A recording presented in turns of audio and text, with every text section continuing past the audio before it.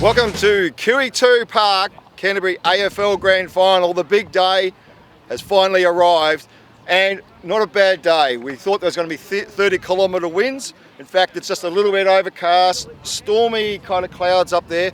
The breeze has dropped so far. We were expecting the wind to be blowing across our screens like that, and it's sort of coming and going. And the players will come out shortly. So it's going to be against the Blues, who are the reigning Grand Final champions, premiership players from last year, versus the Christchurch Bulldogs, who won the minor premiership here at QE2 Park. They had a fairly dominant season. They only lost once. They won 4 out of the 6 major awards in the recent awards nights, which we'll go through later. So they've got a very good young team. They're fit, they're mobile, and they beat the Blues twice out of 3 times. So it was a bit weird with the scoring. The first round one, the Bulldogs beat the Blues 66-48. In the second game, the Blues beat the Bulldogs 66 to about 50, and then in the third game, the Bulldogs won 77 to about 50. So it's 2 versus 1. Blues finishing second, and the Bulldogs finishing first on the ladder. But here we go for the national anthem for the Canterbury AFL Grand Final 2024.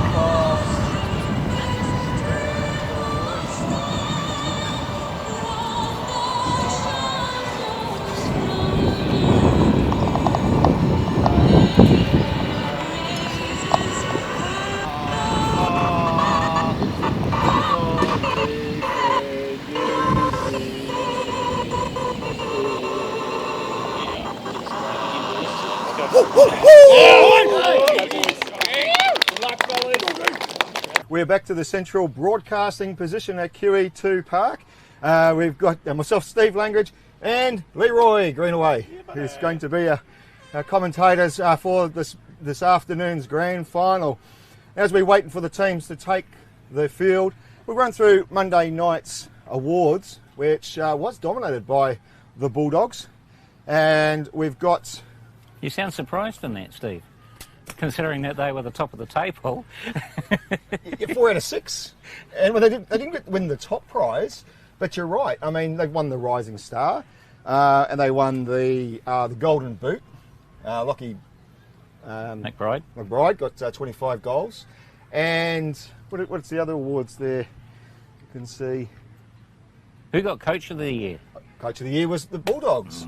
Was Tim Terpstra. Now, unfortunately, Tim, big wave to Tim, watching from Perth, WA.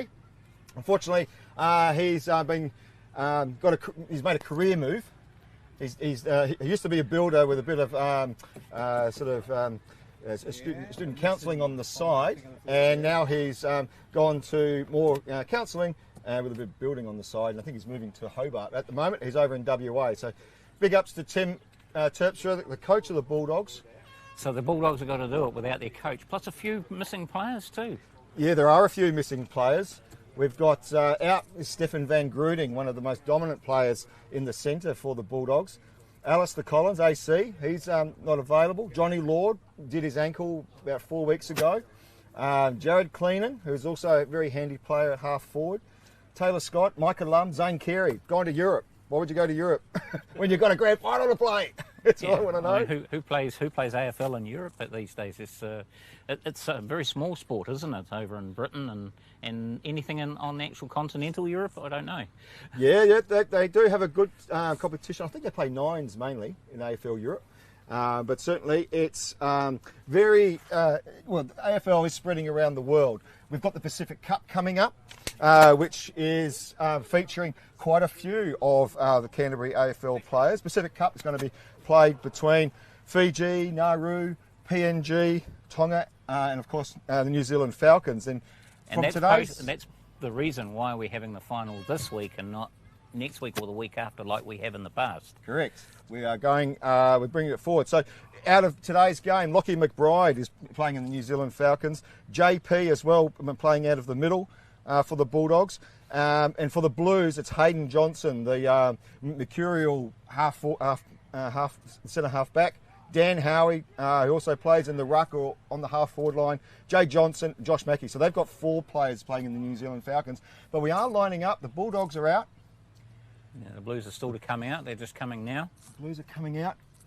The winds dropped. We were expecting 30-kilometre winds, but thankfully they've dropped. Hopefully they can stay away for the next 2 hours so that we can get the game and presentations done before any of that awful weather that's supposedly coming does come. Well, last week we thought we were going to have a storm, and the storm actually did come later that night. But here about 8 o'clock at night, so that would be great if it was about that tonight. So, yeah. You know. Soften up this ground. It's a very hard ground. So we're at QE2 Park, which is in New Brighton in Christchurch. Very sandy soil.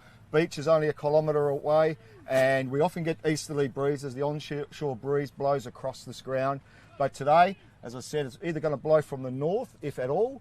The lawn's cut-ish. The lines are painted. We're getting underway for a cracking start to the game. Are we right to go, fellas? We're right to go. Let's kick it off. Big bounce there from Matt. Oh, good bounce, umpire. Well done, Matt. Always starts off with a nice bounce at the start of the grand final. Ball bobbles out. Charlton gets the first good touch over to his mate, Mick, the rookie they call him at 44. He gets it down to Boisson and pumps over the head by Billy Hope. But there's a free kick, and it's going the way of the Bulldogs, who's going to play on quickly. Blackler chases, pushes it up to the half-forward line, and, Mackie, the player out of Australia, comes through. But he gets dragged to the ground. No, that was Sauce, sorry. And good defence there by your man CJ Miller, but only into the hands of Topless. Topless now on the half-forward line, pumps the ball into the deep 50. Oren, over the back. Doesn't control it. CJ bounces around the pocket. Someone tries to soccer it. Goes nowhere. Comes out the back, over his head. The rookie of the year skies it high. Doesn't go anywhere. Gets punched out now by Hayden Johnson. Out to Nick Bewley. Nick Bewley centres the ball. Puts it back inside. Charlton bothers him. Here comes your man Matt Johansson, the man of steel they call him.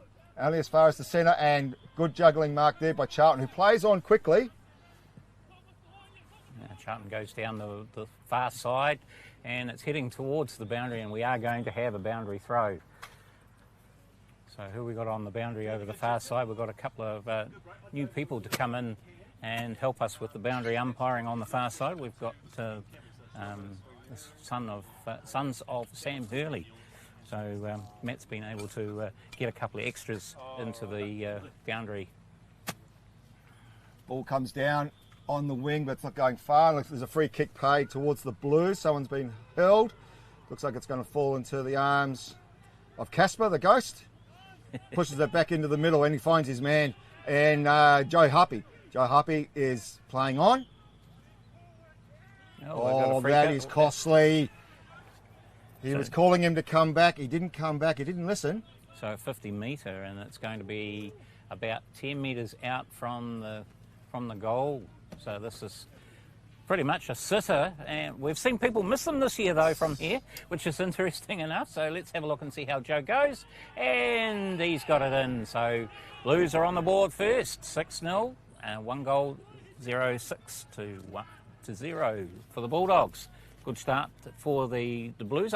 I'm actually very interested in how this first quarter goes, because both teams throughout the whole year, the first quarter, they've let the opposition into the game a lot more than they should have, and have just closed the way on the second, third and fourth quarters. But yes. So it could be vital this first quarter, because if one team gets a lead... Yep.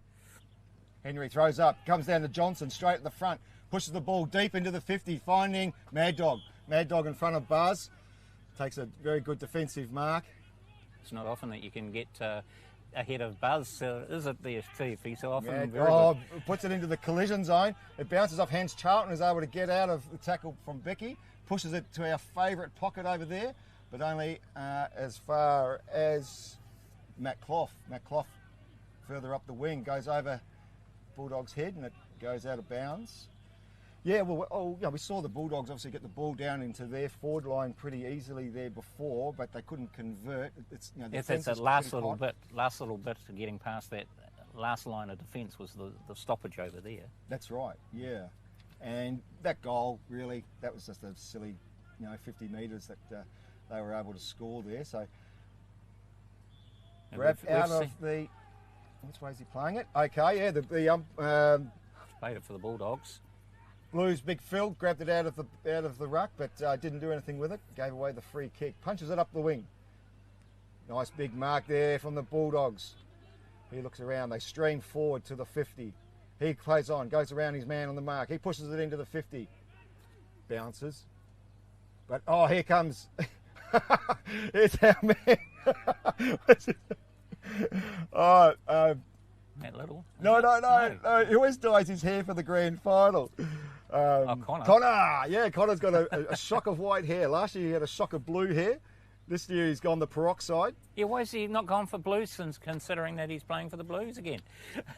I think he got mistaken for being an old age pensioner, and in the nightclub later when they won the grand final, he got asked to leave because it was an over 25s event. No, well on Cooper, always Connor all nut. He's all nut. Charlton kicks it away, downfield. Who have we got here taking it in the middle? More Blues players. Oh, no, the whistle's gone, and an incorrect throw, yes. So the Bulldogs get the ball. A lot of silly mistakes early in this match, isn't there? Bit of nerves, you reckon? Yeah, it must be. Bit of a wobbly old mongrel punt into the middle there. Joe Harpy picks it up. Doesn't get it far. Drops into the hands. It's a free kick. Which way's he gone? Controlling umpire Henry. Having his first match in the final. First grand final. First grand final, That's yes. A free kick to Harpy. Harpy out to the wing. Trying to find... Yes, finds his teammate Billy Hope. Billy Hope wheels around, comes back inside, pushes it up to the half-forward line, over to Buzz. Buzz in front of Mad Dog. Don't let that happen too often. He learned his lesson. He stepped back on the mark. Buzz goes long into the 50. And Tim Thorne in front of court, couldn't quite control, but the Bulldogs do. Only as far as half-forward. Buzz tries to tap out, couldn't quite control it. Drops in the hands of Max. Max Hammett. Big hands, bounces into Jay's legs. Jay gets taken off the ball. Taken out around the ankle there too. I would expect that to be called because he had the clear run. Anyway, Charlton goes through because the Blues have still got the ball. Worm burner. Yeah, those poor worms are going to get headaches from them. Billy Hope round the corner and only as far... the Bulldogs are set up good in defence here. Look at that line. 3 across the back there. They're keeping deep.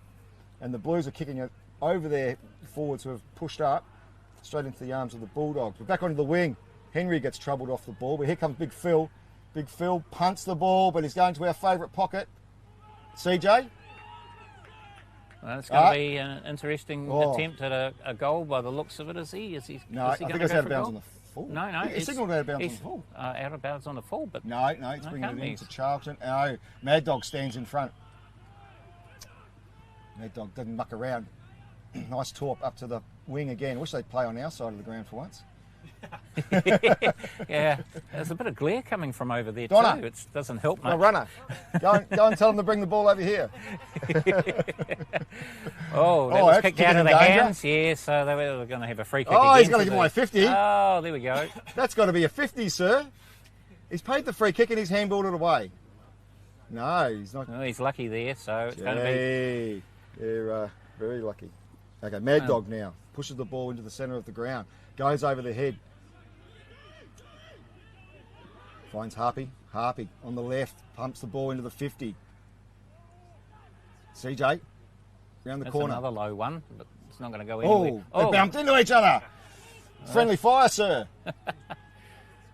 Charlton cleans Yeah, up, but, charging. but he Gets doesn't get the blocked. kick away. Yeah, of Larissy. Larissy still over the ball. Dives on it now. Now, you're actually allowed to do that and dive on the ball. Oh, I mean, you've I got to know- get rid of it. If they tackle you, it is done. He's being dived and he is pinged. No. Yes. Yeah, the Blues have got a free so he's kick. dived on it. They've tackled him, and he's got to get rid of it. So Larissy gave away the free kick there, and Jim O'Brien pumps the ball into the forward line. Bit of a push in the back. I might have played that, but Mad Dog got the ball. He pumps the ball over the head. And the race is on. Here goes JP. JP, who missed the last year's grand final because of injury. Don't only goes fast as Charlton, who pumps it back into the 50 and bounces that's off close. his head. Oh, Buzz puts his hand out, ducks his head. Can't be, yes. Oh, this is a dangerous ball up. Yeah, right underneath the goal sticks there. Let's hope that Matt doesn't throw the ball and it goes into the one-pointer. Haven't seen that happen this year. Oh, But, Buzz. oh, So what smart. You've got a what man a up on beautiful him. goal. You've got a man up on him outside of his right boot. He's got the second goal for the Blues. 2 goals, 0-6 for 12. the Blues. 12, sorry. To zip, all donuts. All donuts for the Bulldogs so far. Bulldogs. It's early days yet, Early though. days. Hey, thankfully, Sweaty's got my text last night and says, make sure no one stands in front of the scoreboard so we can read it. all Yeah, year no, they've been it's- standing in front of the scoreboard. You can't read it. Right, at the moment he's the one sitting next to it, so hopefully that means that we can see it promised. throughout the game. And Promised it. Henry starts off with another centre throw, and here we go with Johnson. Jay Johnson going downfield, and it's going straight to a Bulldog. And we've seen that a lot Daniel Larissy. already. Get away, Buzz. Larissy plays on down that wing. They love the bench. That's where all the benches are. That's where all the. Oh, I know. nice tackle on Johnson. I know why they're playing over that far Yeah, side. he's gone. And Johnson appeals. Umpire Cooley not having it. Good work there, Oren. Oren's trying to milk the 50. Oh! He's Somebody milked must him. have said something. He milked him like a Jersey cow. He threw the ball. Larissy just stuck his mid out. Didn't even take the ball. Now he's been marched 50 for a sloppy throw back to the free kick. Oh, well, that's probably a repay for the last one, eh? Yeah, Well, they scored it in. although that one was under the post when they had the free kick, and this one still is about 60, 70 metres out. And actually, no, it might be 60 metres out. Nick Atkins. Oh, chops over his feet. Gets the ball into the forward 50. Here comes Charlton. You'll hear that name plenty of time. Oh, the nice fend, but he's gone now, sir. He fended it off. He's gone now. And he's gone. No, you're pointing the wrong direction, Henry. It's to the Bulldogs. And he tried to go the fend, the old dusty don't come Monday kind of a fend. But unfortunately, Tuesday came around sooner than he expected and he got nailed. And So, Nick Bewley's Bulldogs. looking a little bit worse for wear after getting that thump onto the ground like he did. He's feeling a little bit dodgy, but he'll be right. So we've got Matai Ward, Rookie of the Year, coming in for his first shot at goal. It's probably about 30 metres out. Slight angle. Nice looking kick. Nice looking kick. Yeah, The they big like man it. fly and the big fingers come out. The umpire loves it and the Bulldogs love it. They get around him. And it's a good start to the Bulldogs. 1 goal 6 to 2 goals 12 to the Blues. So some good action. Very good action. It's a good quarter so far. It's fairly even. A lot of mistakes though still happening, and we go back to the centre for the 4th time. And We have umpire Matt to restart us for the match again. Good bounce, first quarter. First bounce was a good bounce. Just throws it up this time. Drops at the feet of the ruckman. Oh, kick in danger there. Becky gets nailed for kick in danger. Gives it back to Charlton. He stands there with a big question look on his face. He had the ball. He thought he'd be able to kick it. Oh, that's a push in the back, clearly. But no, gets missed. And that's a bit of a throw, a bit of a punch, but that gets missed too. JP tries to get the ball ready. Gets put over by Magdog. Harpy's there. Charlton again. 2 Charlton brothers, don't forget. Not just the one. Big Mick Atkins. He's all caught up in a wrap. He can't get the ball out. And yeah, it looks like we're going to have a throw up by the umpire. Yeah, as you can see on the shot there, 2 Charlton brothers. They're just as competitive as each other, 21 and 22. And they're not twins. They're about 2 years between them, but they're always around the ball. So it's easier for us. Charlton and Charlton. Yeah, that's like Josh. There you go, Charlton to Charlton.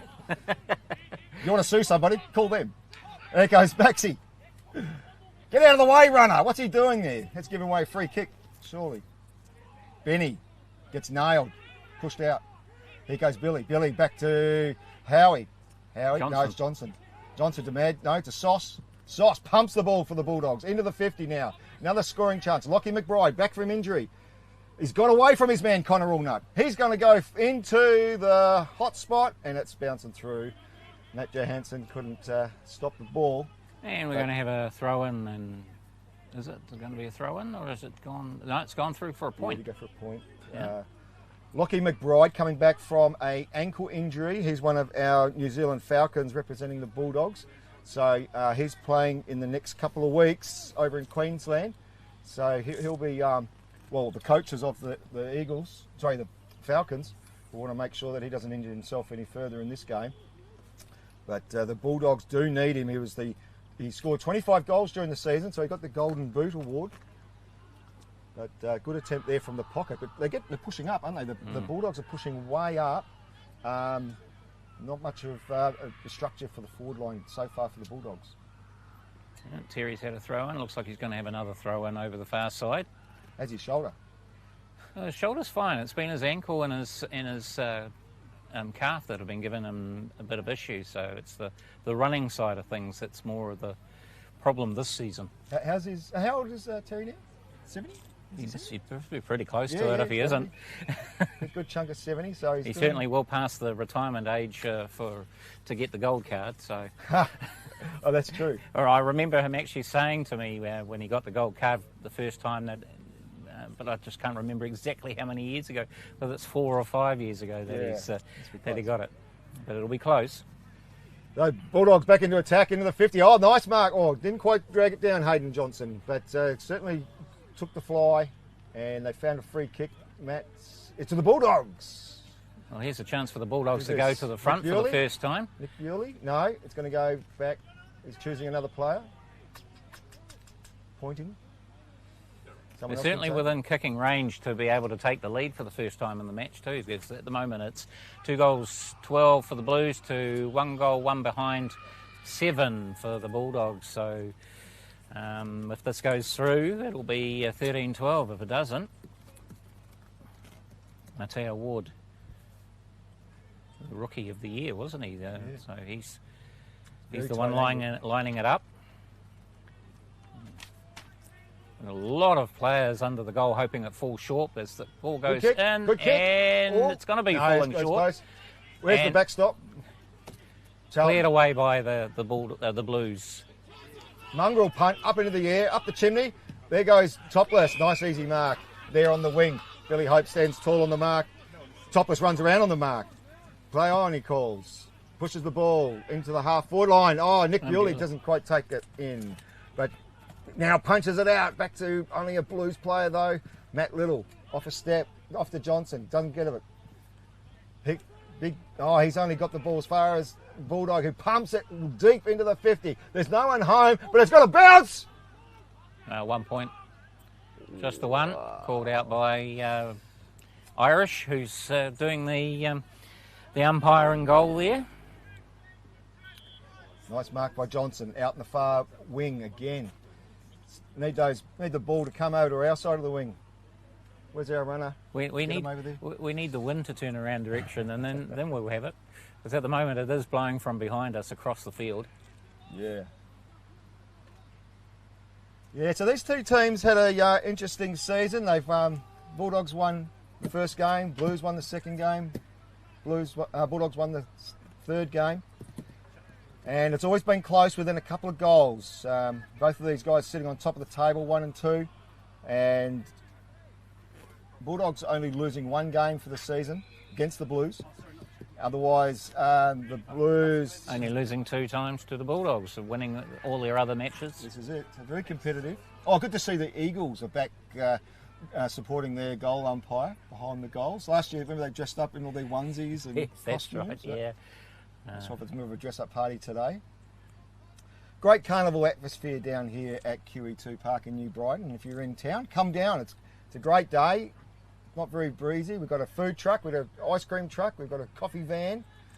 It's all happening here at QE2 Park, so come on down. Oh, he got absolutely smoked. The captain of the Bulldogs had his shoulder put into him. And poor Henry's gone down like a pack of salts. And Charlton now to have a kick on goal about 40 metres out.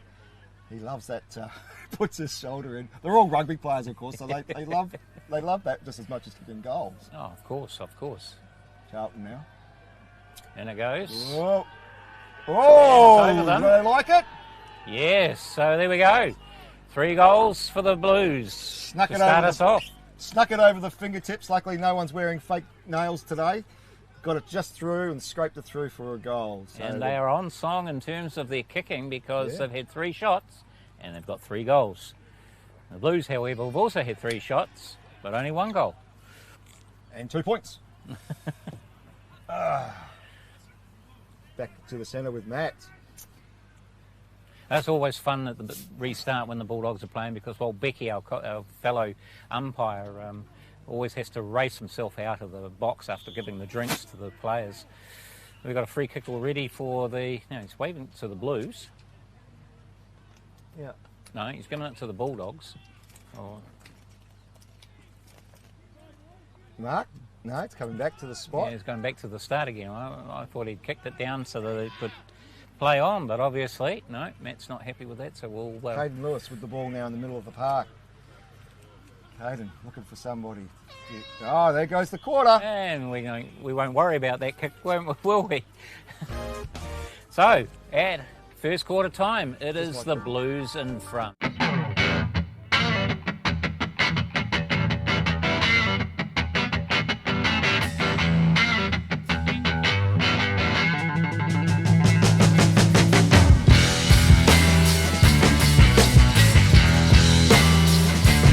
Hey, on the camera we've got young Spencer. Spencer, what's your surname? Hurley. You have to think about that. Spencer, your father's in the committee, and he said you could come down and do some commentary for us. Do you love your AFL? Yeah, I love watching AFL and stuff, so yeah, good. I just came to see how you guys do it and stuff. Yeah. What do you think of the game so far here? It's pretty good. It's like, I don't know, it's pretty physical and stuff, but it's looking like it's going to be a good wrestling match, so I'm excited. And so far we've got 1 goal to 8 points to the Bulldogs, 3 goals straight, 18 for the Blues. Do you see any of the teams, being dominant at this stage? I'm not sure. When the Blues go into their forward 50, they've looked like better attacking and stuff, but yeah, I think still any team could win it, so yeah. Yeah, definitely. We've got a bit of a breeze blowing from the north, and as you see it on the camera from right to left. So it's, certainly these players, the ball was bouncing around. The ball's getting into the Bulldogs 50 just as much as the Blues, but the Blues are a lot more efficient. Yeah, they're a lot more set up in the back 50 and stuff, which I think they're doing well at the moment. Well, they do have Hayden Johnson, who's a New Zealand Falcon. And they've also got Dan Howley as well playing in the back line. So they're well set up and they've got very experienced players. These guys also play in the Premiership, which we also had. We were hoping to have Terry Anderson over, but he's completely forgotten his direction and he's not coming over. We were going to have a chat with him. He's probably waiting for his 6:40 slot on my show, the Canterbury Sports Show tonight, to do all his talking. I should have written down, given him a piece of paper rather than just telling him. But it's a great game down. So thanks very much, Spencer. Thanks for coming down. Enjoy the rest of your footy. We might get you in to commentate a little bit later on. Maybe, while we've got a bit of a break, maybe we could run through some of the awards that we had on. Did you want me to go in here and see if I can get Terry to talk from in there?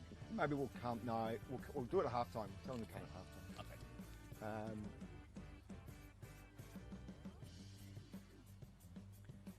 Yeah, okay, so starting off, we had our awards night at the Beerley Quarter in town on Monday night, and we'll just run through the CAFL Best and Fairest Women's. We had Pippa Baird, who topped the table with 4 votes. Now, they had their grand final last night, and someone forgot to send me the text of who the winner was. Perhaps we'll get that up later. We also had Courtney Kirsten, who had a great season, and Demi Sultan, who also scored 4 votes. So a 3-way tie for the CAFL Women's Best and Fairest there on Monday night. Might click over to that awards. Yeah, that one there. And you can see there on screen, Pippa Ward for the Panthers, Demi Sutton from the Dolphins, Courtney Cusson from the Dolphins, and I can't quite read their names, unfortunately, it's such a small screen. I should have been more prepared with my own screen. I've got it, I know what to do. All right. You watch this, mate. You watch. We're all family ties, because it does get. That's all right. All right, so yeah, Claudia Holland for the Dolphins, and also Naya. Oh yeah, Naya had a good standout season. We are coming back for the start of the second quarter, so we'll probably go back to the action. I'm going to grab a bottle of water.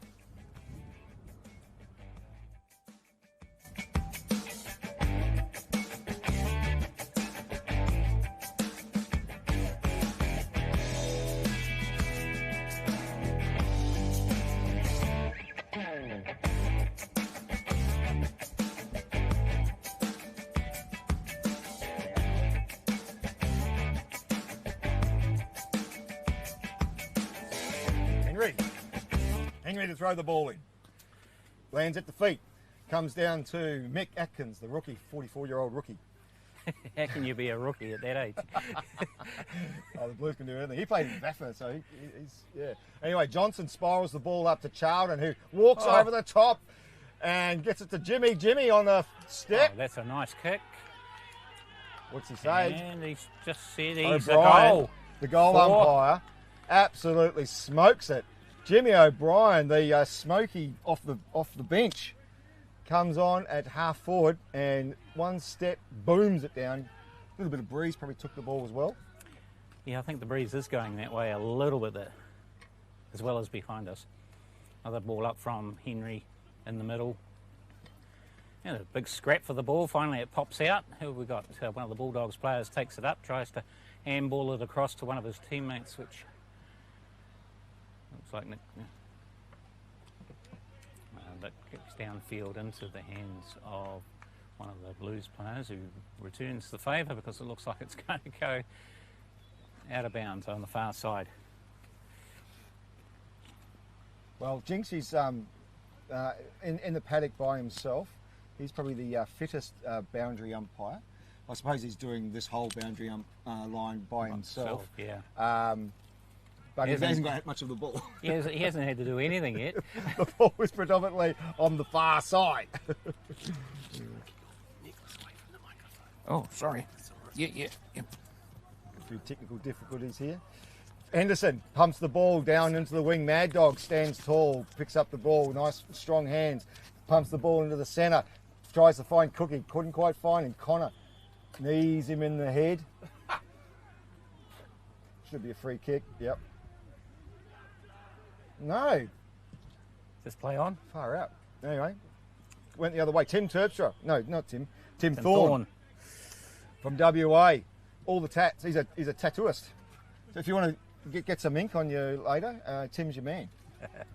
Give you a clean skin like me, Leroy. Yeah, I'd rather keep it that way, to be honest. Anyway, back to the action. No tattoos today. So we've got Mackie. Sorry, Tim.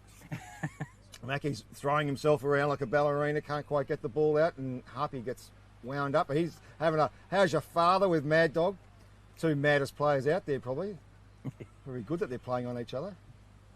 But Big Henderson thumps the ball down south. Only as far as Charlton. Charlton picks the ball up and bombs it into the forward 50, and it's going to race away. And our favourite boundary umpire, Terry, who's 103 years old, is going to throw his arm out of his socket again. Yeah, well, he hasn't thrown all season. He's because of the calf and the ankle injury. So this will be interesting to see how he recovers, because he was saying he wasn't going to recover from it. That's a great throw. He has recovered. He reckons he won't get out of the car when he gets home tonight, though. That'll be interesting, as it is. We should give him a free ticket to the hot pools down in New Brighton. He could relax those weary old bones. Buzz, off a step, pumps the ball down the wing, bounces over the heads of everyone congregated there, and the Blues punch it out. Oh, he's fallen over backwards. He's taken the ball to ground. Surely that's a tackle, sir, and it's going to be a ball up on the wing in front of Mr. Whippy. Thanks to our food trucks and everyone who's come down. It's been great. Good carnival atmosphere down at QE2 if you want to come down. Goes the fend, but he's dropped the ball. That's a free kick, sir. Matt's on the spot. He's going to pay a free kick to the Blues. Blues kind of getting on top, do you feel? Yeah, just a little bit. They seem to be favouring that end too, which, this wind hasn't been that strong. No. Picking up slightly. Yeah, O'Brien There's with the ball. No forward line structure for the Blues. Down to Benny.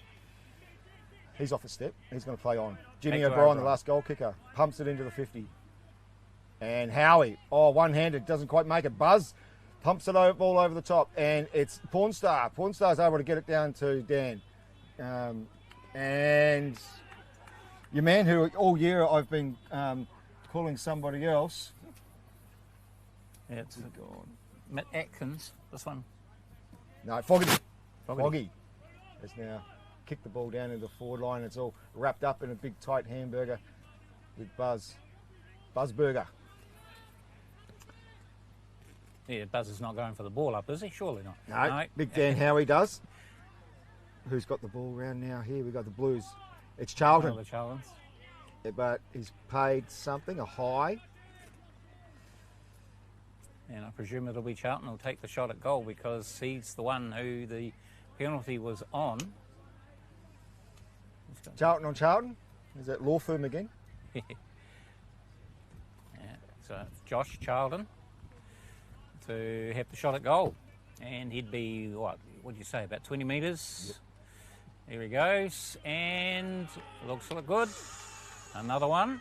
It is. So we're up to 5 goals. Boy, 100% record still on the Blues. 5 goals, 30. Leading the Bulldogs 1 goal, 2 and 8 points. So that's a bit of a lead already there, Steve.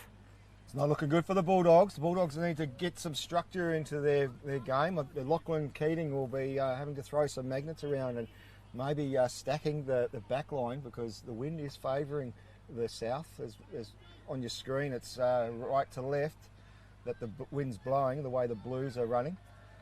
So it's action time now in this second quarter. There's a bit of a gap opening up. 5 goals straight. We've never had 5 goals straight, Leroy. No, I don't remember the last time we saw a team with 5-0-30 on the board. No. 0-5 we've seen.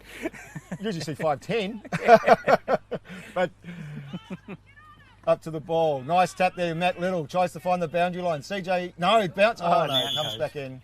And they can't quite keep it in. And CJ Miller sees it out. Good team up in defence there with Matt Little. He was seeing it out, but it bounced back towards him, and then Jinxie gets a touch of the ball. Nice throw in, Jinxie, right up high. Henderson tries to get the ball. Mad Dog on the ground. He has the handball. Handball off. Henderson picks up. He gets in trouble out of the ball. Johnson now collects the ball. Finally, we've got some play on our wing, and it's going over the heads of the porn star and Tierra. Charlton comes out. Handballs it to himself. Nice play. Confuses everybody. Everyone's stopped. He's going to have a shot on a clear run into goal, and it's 2 fingers up. The players stopped. I think they thought it was out. But the man with the ball, Kieran Charlton, just kept running. Well, it's not out unless the whole ball goes out. 6 goals straight. 6 goals straight. This is turning into a bit of a one-sided affair. Let's hope that the Bulldogs can do something now. They've got to stack their defence or something. 36-8, the actual score now to the Blues over the Bulldogs. Wow. Here we go, another ball up from Henry in the middle, and all players going for it. Johnson's going to come away with it, so the Blues are going to be back on attack again as the ball goes back down, and it might be the first 1 point for the Blues. And it is 1 point for the Blues, so they go to 37. So we're not going to have any more 100%ers because that one just Stop the game. in. Stop the game. Yeah, that's it. Should have stopped the game with a perfect clean sheet record, but no, they get 6-1 now, 37-8, 1-2-8 for the Bulldogs. As the Bulldogs get wrapped up by Buzz and the Blues, O'Brien tries to punch the ball. It's a bit of volleyball action happening. Henry gets shown the turf, gets high, gets his head rubbed in the grass. Hopefully there wasn't a dog left a present for him down there. Yeah, that's the unfortunate thing about QE2 Park is the residents don't clean up after their dogs when they take them for walks. Did you have a sweep before the game? Yeah, I did have a wander around. Count how many there are. Now tell me this. I was taking my dog for a walk the other day, and I saw my dog do his business, and I went over to find it. I couldn't find it, but I did find someone else's, so I took that one. Does that count? Yeah, I think that counts. Yeah, you're being a good citizen. being a good citizen. Yeah. It was a lot drier, of course. So it was a lot easier to pick up. Often wondered that, and I thought, well, you'd be the good judge of character. So. Thank you, Steve. Yeah, no, I think that's so long as you picked up something, and you're carrying around a bag, and that's the main thing. There's a lot of people don't. That's right. Yeah. All right, where are we in terms of the play? Let's get back to it. And we've got the Bulldogs now on attack. They're just out on the circle at the moment, and they're going to have a shot at goal. It'll be interesting because the breeze hasn't actually been favouring from that side. Yeah. Hamish McMobile runs around the mark. Pumps it into the hot spot. Oh, that's a good mark, Lockie. Lockie, bit of a Karate Kid action. Mr. Stuntman comes flying out. Takes the mark in front of Connor Allnut, the peroxided Irishman. So this will be the chance for the Bulldogs to get themselves back into the game. The Eagles, they have dressed up for the occasion. Great to see. So they're all chanting on behind the goals. And Lockie McBride, the golden boot for 2024, comes in.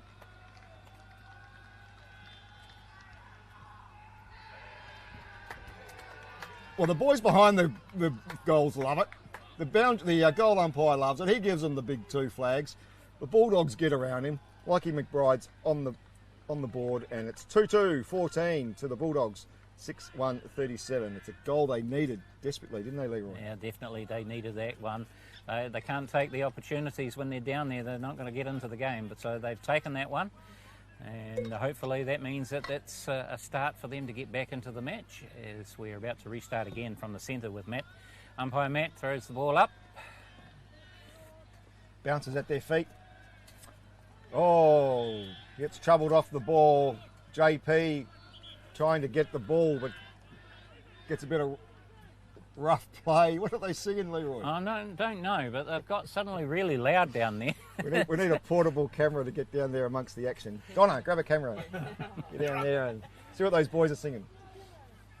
Tequila. Oh, the Blues have got it again. Oh. And taken as he kicked the ball away. And Buzz. Foggy got slammed.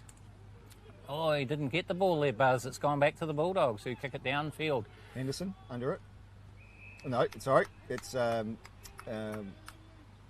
Johnson. Hayden Johnson from Dunedin. He gets the ball out wide. Picked up there for Mad Dog. Mad Dog slams the ball back to the half-forward line. Pumps over Matthias' head.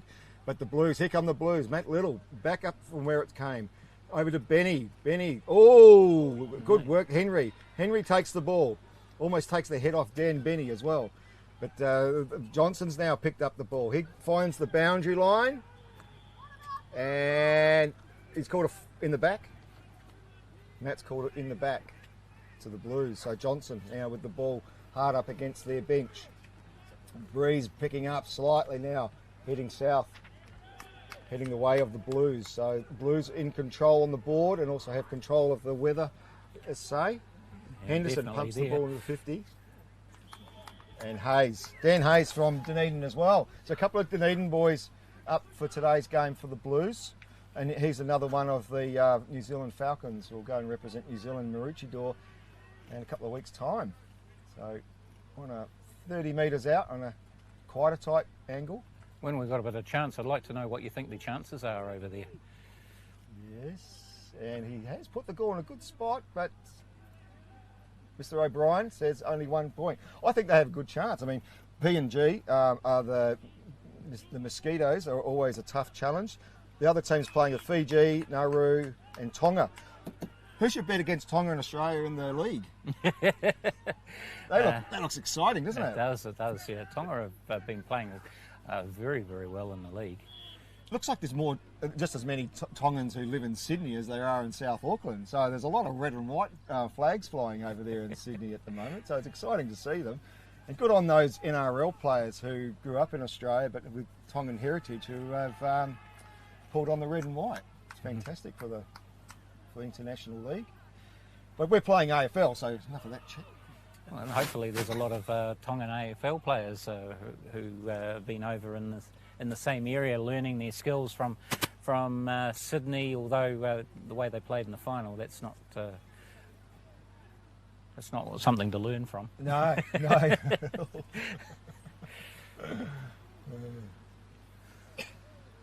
So halfway through the second quarter here at QE2 Park, New Brighton, if you want to come down and check us out. Nice sunny day with a few food trucks around. The ball gets pinged around on the centre wing, but Henry's found a free kick towards the Bulldogs. Looks like he got thrown to the ground without the ball. Looks like it's topless with the ball. I haven't seen much of Jack Pennick. No, he's been very quiet in this game. Is he off? I can't actually see him, to be honest, yeah. Is he injured or something? I know he went to Perth and was he Fiji or somewhere recently, so maybe he's just unfit. Who knows? Anyway, the ball's come out and it's landed at their feet, and it's going to be a Bulldogs free kick. Henry kicks the ball back up the wing. Henderson stands underneath it, but the Bulldogs stand there. Matthias is able to collect the ball. He's going to play on quickly, pump it up into the hot spot. That's in the back, sir. Totally in the back. Yep. Yeah. So here we go. The Bulldogs have got another chance here to take the goal from about 25 metres out with that sort of free kick. So who's the one who's going to be taking the goal? Lockie McBride. So he'll go for his second goal of the match. You were a bit of keep tabs on their goal kicking. Yeah, at the moment 6-2-38 to 2-14. Big clap goes up from the Eagles from behind the goal. Lockie McBride he's only 20 metres out by the time he gets to the man on the mark. He's gone back a long way to start his run up. Could be a speed bowler. Here he goes. It's a wobble. He likes it. Two fingers. They get around him. That's his second goal, I believe. Yeah. So that takes the Bulldogs to 3-20.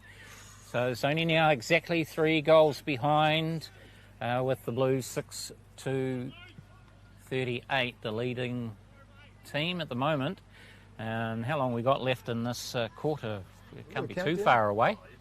Just under 4 minutes. 4 minutes to go. Thank you, Morgan from Evil Streams, our predominant producer, timekeeper, all-round equipment provider, fantastic, sexy man. Charlton kicks through downfield, down to Buzz, who's taken.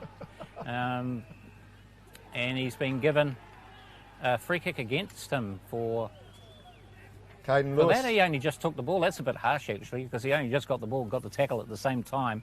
But then I suppose he let the ball go when he was being tackled, and hence the free kick has gone to the Bulldogs, and they've gone downfield, but it's gone straight to one of the Blues. Johnson now. Johnson on the wing. Pumps the ball low. Gets it to the other Johnson, who pumps the ball over his head. Back down to a Bulldog. Is he caught it in field? He has. So it looks like that's Mad Dog. He's going to pump the ball back up the line. I haven't seen any switches of play. I've just remembered. They're just going back up the line. Maybe that's something they should look at. Yeah. It's another free kick coming the way of the Bulldogs, so that'll get them some territory again. They're starting to get a little bit more territory in this last few minutes of the play. Cookie off the left. He's around the corner, and everything's got to get beaten. Terrible entry into the 50. Didn't give Lockie any chance of that. I think he's there's quite a few injuries from a lot of the Bulldogs. So, and I asked him before the game, "How you going? You're fighting fit?" He goes, Well, fitness is going to be the one that determines who wins this game. Yep. And we already know that there's half a dozen of the Bulldogs players who are missing. Yeah. They've still got a full squad on the bench by the looks of it. You know, there's 5 or 6 of them over there. Yeah. Oh, it's pinging around there. They can't get the ball out, but here comes Mackie. He gets the ball out. He gets it to Tierra. No, Tierra doesn't quite take it. Pornstar tries to grab it. He can't get Tierra back onto the ball. Pumps the ball down. And only as far as our man Mattia. He goes quickly up to Mad Dog. He gets a crunch. Oh, what the call? There's a big call from the faraway umpire. It's an injury is there over there. Looks like there's an injured player. Okay, this is a hold up and play. I think that's unusual because he looks like he's right on the boundary there. So why would you stop the game? Yeah, exactly. Especially when the ball is down the other end of the field. Is that Lockie McBride? No, Lockie's in the goal square. Who's that? Well, they're walking now.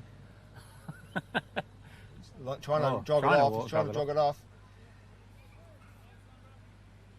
Is it JP? Just get off, JP. Get the next player on. He is stayed on. They should be dragging him. I'm not quite sure how come the Blues had the ball. Dan Howie can't quite control it, but Tim does. Tattoo Tim. He's got the ball now. He tries to knock it clear. And then Dan Howie's back onto it. He kept up with play. Comes off hands to Will. Big Will around the corner. Usually a good shot at goal, but not to be. He's not as mobile as he once was. Yeah, he's had injury all season with the ankle.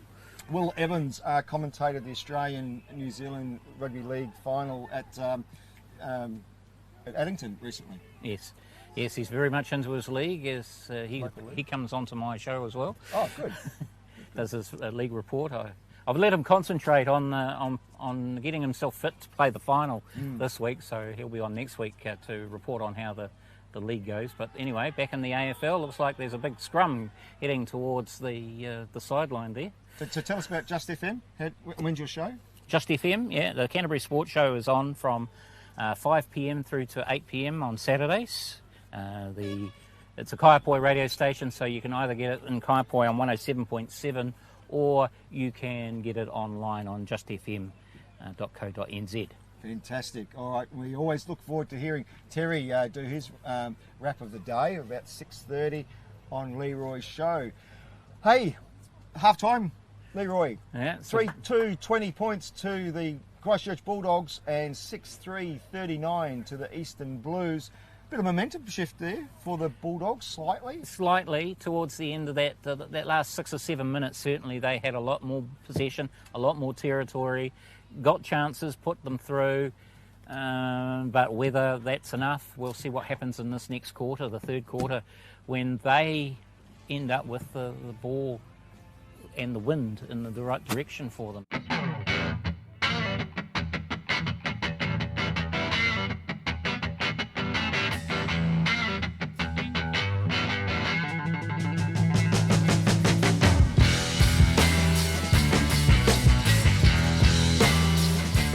What do you think? What's the crack? It's all right. The Blues have stretched it out a bit. Yep. And they're playing very well at the moment. but yeah, I'm not sure. I think the Bulldogs are still in it if they can maybe slightly change their tactics a little bit, be more set up defensively and stuff, but yeah, it'll be interesting to see what happens. Yeah, definitely. I think there was a bit of a momentum shift there, that they're getting more of the free kicks going against them. The Bulldogs have the breeze in the next quarter, so hopefully they put it to good use. The Blues definitely, as you say, are more well set up behind play. The Bulldogs been drifting up the field, and the Blues are just easily able to cut it off. So we're going to invite Terry Anderson in here now. Leroy, you want to come back in as well? These two? Well, I've got my mic on, have I? Yeah, you've got the mic. Yeah, so I don't need to be right next to the mic, but Terry will need to. Yeah, that's fine. Yep, we've got Matt coming over as well. Before he comes over, what's your thoughts there, Terry? Oh, you've got the camera right here, mate. Hello. You're on TV. Good afternoon, viewers. Look, it's been great umpiring the game out there. It's pretty fast and furious. We've seen the great skills on display from both sides. I think the Blues' bigger bodies in the middle there were proving too much for the Bulldogs there, particularly at the start of that second quarter. Looked like it was going to be a one-horse race there, but to the credit of the Bulldogs, they fought back in that latter part of the second quarter to get within 19 points of the Blues. So I still think it's anybody's game. I think it's going to be a team that the fittest team will probably run out the winner. But yeah, you can't write off the Blues because they've got some very cunning players. Bulldogs. They know where to Can't write off the Bulldogs. be. Sorry? Can't write off the Bulldogs. Can't write off the Bulldogs or the Blues. Or the Blues. Yeah, I think I'm not saying the Bulldogs are going to run over the top, but I think the Bulldogs have tried a few short passes that have come unstuck. Of course, kicking across ground is always dangerous at any time, but in this wind, if it gets intercepted, it's usually a goal to the opposition. So you've got to be very careful chipping the ball across the ground. And they're playing a bit of a short pass game, the Bulldogs, which again, it's overuse of the ball can create opportunities for the opposition. So look, it's a great game, but certainly not over by any long shot. And I look forward to a very interesting second half, Steve. Yeah, we saw in that game, in that quarter, the Bulldogs' forward line was pressing up, but the Blues kept their structure. Once the ball got to their half-forward line, there was not much structure beyond in the 50. They were finding it hard to score. They were trying to take some long shots, but the breeze is blowing into their face. Lockie was able to get a couple of goals and egg back that lead. But certainly the Blues had the advantage with the breeze in the start of that quarter. There's a slight breeze, kicking down to that forward pocket at the swimming pool end there. So I suppose you could say the Blues did have a slight advantage. But, the Bulldogs have definitely got the key forwards that can capitalise if the ball gets down there. They've got some great forwards who can kick the ball straight and long. So it's just a matter of, giving them plenty of opportunity from the midfield. I think that's where the game's probably going to be won, in the midfield, because, the Blues have got some very old heads, big bodies, and they're just bulldozing their way through the tackles, which is pretty hard to stop. Yep. But, look, I think if the Bulldogs can keep the ball out wide and use their pace, I think they can probably run the Blues off their legs. But it's going to be... third quarter is going to be a big one, isn't it, Steve? That's right. Championship quarter. So we're lucky enough here at CAFL to also have commentary from our umpire. So Terry Anderson, the mercurial boundary umpire, also now bring in the central umpires. We've got Matt Corley and Henry, who is going to have a seat, fellas. The camera's over here. So I suppose your thoughts on what's happening out there. Oh, look, it's a quick game. I'm finding out my fitness level today, and it's a lot warmer than what we might have anticipated. But it's funny, when you're a field umpire, clearly you're watching the game, but you're not watching the game, you're watching the play, and it's two different things. So I guess from my perspective, Steve, the thing I've taken away from it so far, it's quick. It's not as skillful in some cases because it's quite competitive on the ground, but when it gets into open play, both teams are moving it. And I don't think there's been one dominant team, even though the scoreboard would show one team in front over the other. I don't know if you'd say they've been dominant so much. It's just that they've maybe had more opportunity, and they've taken their opportunities when they've had them. When was the last time you saw 6 straight goals being kicked in CAFL? Oh, yeah. If that's what's happened, then... 6-0 then, wasn't it? Right. Yep. Yeah, no, it's something... Yep. Exactly, it's something you don't notice as one of the field umps, so that's interesting. Yeah. What do you think, Henry? What's been your takeaway for the football out there? Yeah, first and foremost, thank you for guys coming over here. It's really hot. Yep. It's really humid. So That's why we supplied the Cougars marquee for you to cool down. Have you guys got water? No, I've got water over there, but no, it is quite highly emotional game out there. As you can see yourself, there's a lot of push and shove going on. Is there? Yep, there is, but yeah, we're trying our best to see and what we can empower. Basically, you can only empower what you can see, as you know. Yep. Yeah. A couple of 50s. Couple of 50s paid. Yeah, the first one. Yeah, I mean the first one was clear. You know, we're trying to set a standard. The second one obviously was hands in, unnecessary. Yep. And they're the kind of play that, you know, from a player's point, it's coach killer almost is the term, isn't it? Yeah, it was. It's exactly our comments that the first one against Topless, where they basically got a goal from that. Yeah. But certainly, yeah, it was pretty obvious. Yeah, I mean, they've been playing it all year, you know. Well, I suppose in a final like this or a game like this, you want the standard set early, and then the challenge for us as umps is to maintain that consistency. If we see it again, it's got to be played again. As the game goes on, it gets a bit slower because the energy levels drop. So one would hope that doesn't happen because they get a bit more tired, and you know the energy to move off the mark is not there. But at the end of the day, if it's there, it's not our fault. We've got to adjudicate it the best we see possible. Yep. Yeah.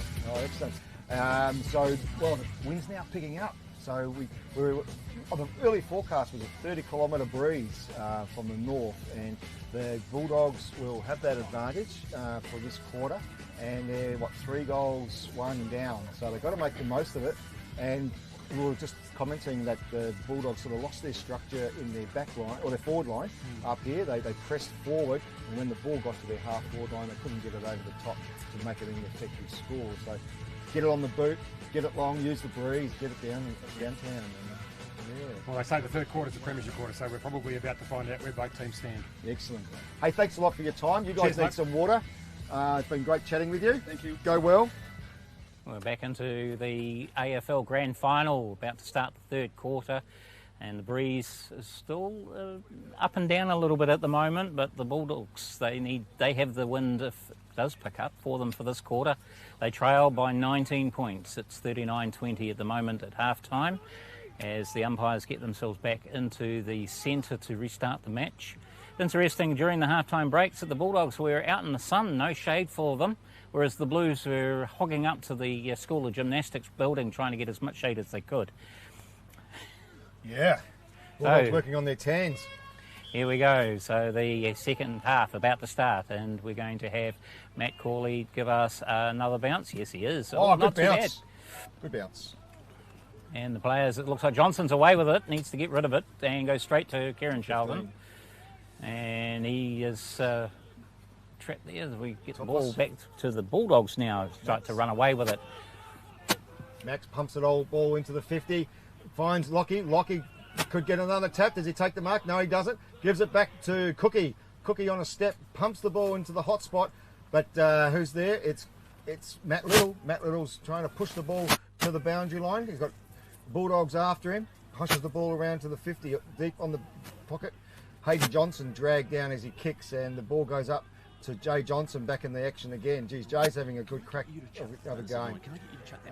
Pumps the ball over to the half-forward line. Mad Dog there, cuts it off, puts the ball forward in front of him on the wing, tries to get it out. That's a push-up. Oh, sorry.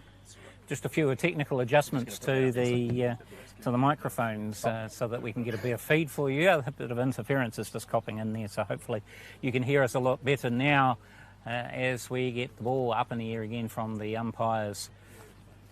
Over on the far side it goes, and who's going to... Dan Benny. Phil Henderson. Phil Henderson now on the left, pumps it into the hot spot. Dan Howard punches the ball over the top. But Mad Dog there for the doggies. I asked him what his real name was. He says it was Mad and Dog earlier before the start of the game. So Tierra tries to pick up the ball. He's on the ground, pumps the ball out. Mad Dog now. No, rolls over his back. Henry's Henry's got the free kick. Henry's been given a free kick. He was taken around the ankles, but then I think that was an attempt to play the ball rather than play the ankles of the player. So it's a bit harsh. Charlton lining it up, but he didn't take it. Goes straight to a Bulldogs player who goes downfield with his kick, and we've got 2 Blues and 1 Bulldog player in the defensive line down there of the Blues, and Blues come away with it. Up to the wing as the Bulldogs and Blues tap a ball back down in front, and the ball gets onto the boot. It's going to the 50, but only as far as Billy Hope. Billy Hope mucks around, he plays on. Oh, he gets met Downfield. That's stupid Yeah, play. and Top it's going to be nights, Cookie. And it's going to be a Cookie. free kick there too, where the ball landed. Harpy with the ball. So late. Blackley went straight through the bread basket. He still controls the ball now. And Tierra's done a good job shepherding. But he's pumped it into the further around the wing. We've got Dan Howard. He's met strongly by Beck. Didn't know prior. You know, that's one thing I've noticed this year. The balls have been a lot slipperier than in the past. It's been all season they've had a lot of trouble maintaining grip on the AFL ball. We do play with new balls, so that's probably... These are brand new balls. They're very slippery. Harpy off the left. Pumps the ball into the hot spot, but no, the Bulldog couldn't quite control it. Gets bounced out of there. Charlton, he tries to grab the ball. It's bouncing around. He's got the ball now. Goes through traffic. He gets slung carefully to the ground, and he gets the kick over to Dan Hayes from Dunedin. And he's going to have Dan Howie, a really easy kick at goal from about 15 metres in front of the goal. And again, as I said at the beginning of the match when we had the first one, we've seen people miss from there, but you can't get much easier than these ones when they're right in front like it is. And the kick looks good, straight down the middle, and another 6 points to the Blues. 7 goals, 3-45, leading the Bulldogs, who have got the scoreboards blocked at the moment. 3 goals, 220. That's right. I thought it was 20. But we're out to a 25-point lead for the Blues, and it's going to be a restart at halfway again. Henry to take the ball, throw it up with Sauce and Phil Henderson in ruck. Yeah, I thought he was going to bounce it then. I don't think he's ever bounced it. No, I don't think he is. Oh, Dan out of the forward line, comes up, doesn't quite control it. Matai goes backwards. That's a dangerous ball. Beck slams his way through. Doesn't quite get rid of it. It's play on. Matai pumps the ball only as far as Harpy. Harpy gets bounced off by Topless. And, good mark there in defence by Mad Dog over Buzz. Mad Dog pumps the ball onto the far wing. There's Jack Pennicott. Jack Pennicott's trying to get himself into the game. We haven't seen much of him at all. So, ball's scrapping around there in the half-forward line. Cordy now. He's been quiet lost today. The ball. He did nothing, and Mad Dog's free kick. Mad Dog up the wing. Straight to a Blues player though. Rookie, the 44-year-old rookie. That's a nice kick by him. It's actually got players there from his team, which we've been lacking a little bit. Tierra. A bit of a fight for the Blackler, ball. The goal snake. Can he? No, he cannot. I thought he was going to hook it round his body. He's always good for a few kicks over the, if a mark comes over the back, he's always generally there, or him or DJ Kilden. It's out on the full too, so it's going to be a free kick to the Bulldogs players. They're going to have a clearing kick. He's not going to kick it yet. There he goes. Tattoo Tim pumps the ball 50 metres, or at least over 60 metres with the breeze into Luca Dixon. Luca now pumps the ball down the wing and finds, is it Max? Max now. Searches what he's got. He's kicked, he's played on now. He goes around. Mackie can't make anything of it, but ball falls into the hands of Nick Bewley. Nick Bewley gives him a fend. He gets swung around in the tackle. The ball goes into the deep pocket. Connor Allnut with the peroxide hair pumps the ball out at the fence, back for the Blues into the arms. A juggling mark for Charlton on the wing. Charlton straight up the guts. Pumps the ball up to Buzz. Buzz stands, waits for the ball to bounce, works it out. Swings around on the left, pumps it down, and there's a good mark. He should have caught that. Pumps the ball back from whence it came. It's bouncing over their heads. Here's Topless now. Topless doesn't want to interact with Charlton. Handball's underground for him. Nick Atkins pops the Bulldog front on contact, and the Bulldogs are going to tell you, how's your father? We didn't like that kind of action. You're not coming home for Christmas time this time. You're off the Christmas card list. He'd be used to that. He used to play in the VAFA in Melbourne, so no love lost there. And he's going to... We're going downfield for a 50, are we? Yes. I think so. He just went. The umpire just went over there to try and clear the bodies that were piling up for some reason, and so he's marching down 50 metres anyway. ended up with the ball here, Leroy? He's got the ball. I can't tell you who's got the ball. Oh, is it JP? Looks like it might be JP. Who was struggling earlier with an ankle injury or something. So he's he'll end up kicking from about 40 metres where the man on the mark is. Very tight angle. Breeze. Geez, what's happening to the breeze, Leroy? It's dropped down, so it's certainly not favouring the Bulldogs in this game. Yeah. I know, isn't it? 1 quarter you got it, 1 quarter you ain't. And that is a very fine kick. Good kick, sir. Good stuff, JP. Back to the middle. Yeah. Okay, that's what the Bulldogs need to get back in this game.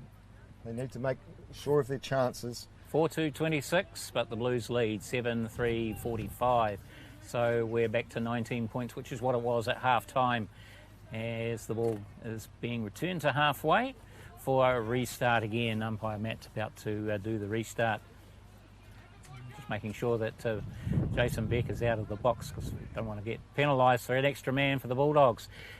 Up it goes, and again, missed by all the players, and we're going to end up with another throw by the umpire. Basically back in the centre of the square. Yeah, may as well do the start again. That's it. Ball pumps over the back. Who we got there? Oh, someone's found the dirt and pushing the back, I think. So it's free kick to Dan Benny. We've got a mouthful of New Brighton sand to take home with him. It depends on the place where it is. If it's on that strip that's going through the middle, he might have ended up with dirt in his mouth rather than the grass. Certainly a bit of a dust bowl blew up as his face hit the dirt, so it might be on that bike track. Dan Benny, centre of the ground, eyeing up what's happening before him. Plenty of leads going on. He decides to play around a man on the mark, pumps it long, and nice. Would have been nice if it had taken it. Nice bump. But here goes the Blues. Jimmy O'Brien, Cordy, back to Jimmy. Jimmy's racing it over to the boundary line, but it's a favourite boundary line which favours with the wind. Breeze is picking up slightly again.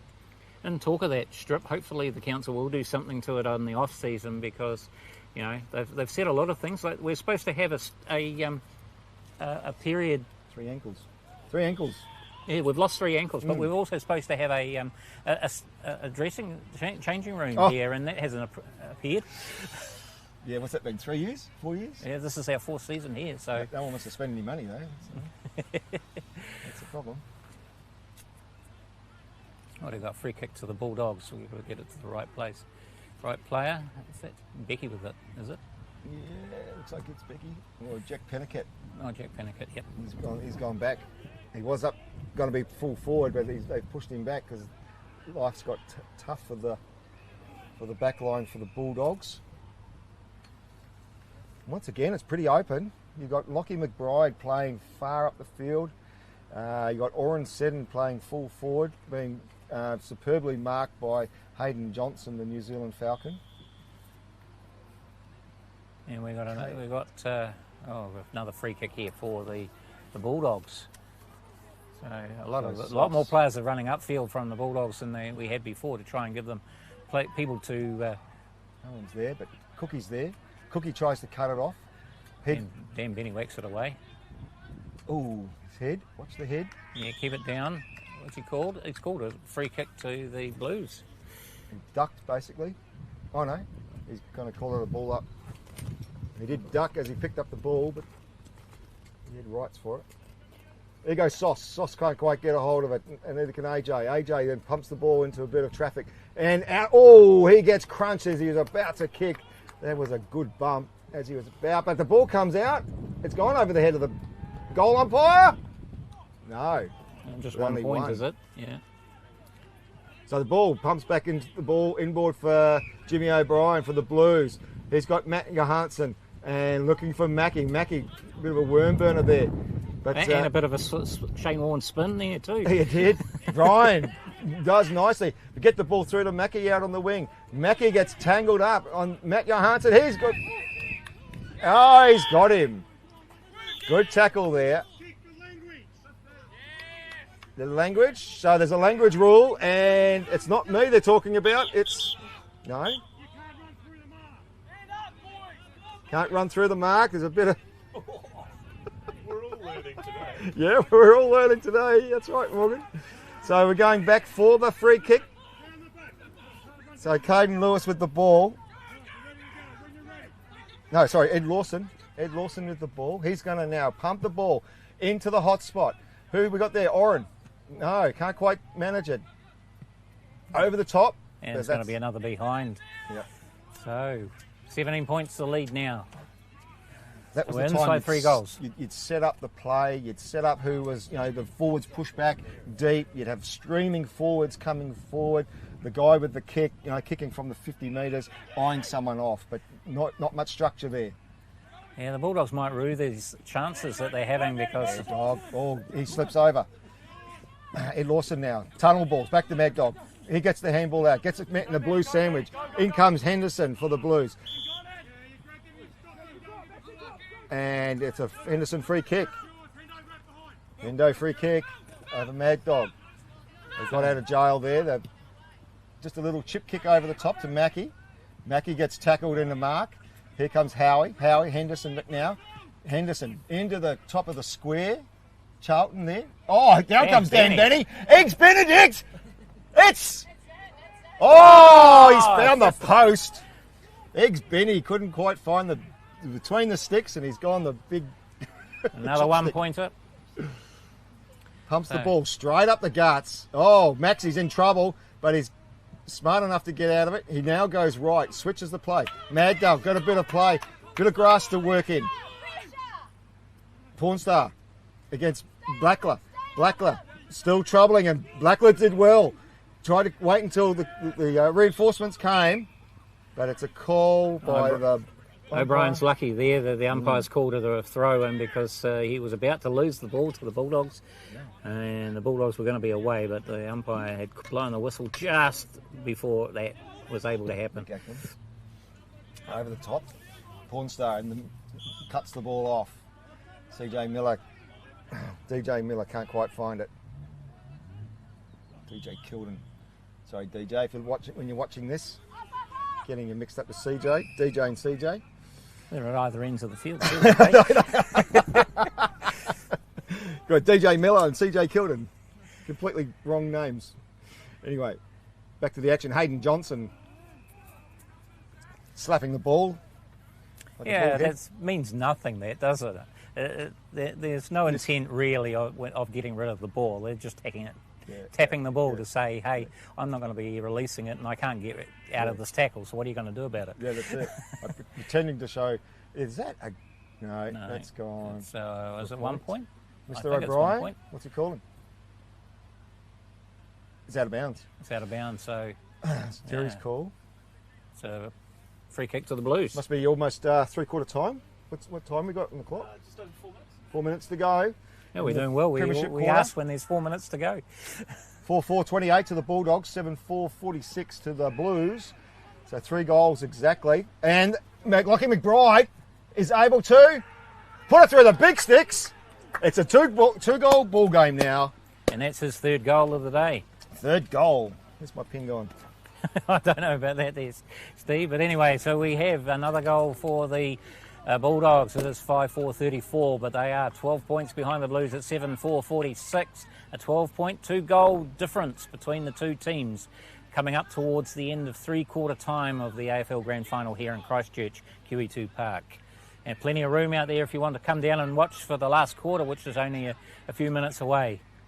Ball drops at their feet. Johnson ducks their head, kicks the ball out to the wing. Buzz is there for the Blues, falls to the ground. Becky, he pumps the ball forward, but bounces in his favour. He's able to pump the ball down the wing, and it's looks like it's Nick Bewley. No, slaps the ball out of bounds. Yeah, this breeze is up and down. They definitely needed that goal just there. They're within touch now, 2 goals. They need to use the win for the last 4 minutes too of this quarter, because if it stays like this, the Blues will have the win behind them in the last quarter, which won't help the Bulldogs. That's right. Longer this day. Oh, Benny's off. Benny ignored the whistle, just kept running. A late charge on Benny too, but it's not called. Charlton wheels around, pumps the ball up the wing. It's racing. It's Howie versus Mad Dog. Howie, who ran up the what's the steepest hill in Dunedin? You mean Baldwin Street? Baldwin. He ran up Baldwin Street for training because he's down in Dunedin, couldn't train with the Blues. So he decided to run up the steepest street in New Zealand, or if not the world. I think we've got the steepest At the street moment, in the world. at the moment, it's called the World. There is one somewhere over in Europe that's trying to claim it, and it goes between them. I don't know why they change it. It's either one or the other, guys. Henry Russell comes out only as far as Benny. Benny pops the ball up into the hot spot, and DJ nice take. is popped the ball over the top to Blackler. Blackler diving free kick. Is he calling it? Henry, what are you calling it? It is a free. It's a mark. So And nice right in little front. chip kick over the top. Keeping it low too. When the breeze is up, you've got to keep the ball low so that you can actually get the distance. Because if you try and kick it up with the breeze, you're not going to get the distance that you want. You're not going to get your target. Timed perfectly through the big sticks into the Eagles grandstand. And they are very quiet with that goal, aren't they? Who do you think they're supporting? Yeah. Not the Blues. All right, 8-4. There's two teams out there. 8-4-52 to the Blues. They lead now by 3 goals, 18 points over the Bulldogs, who are on 34, 5-4, 34. So a couple of minutes to go in this third quarter, the premiership quarter. Lockie McBride's kicked 3.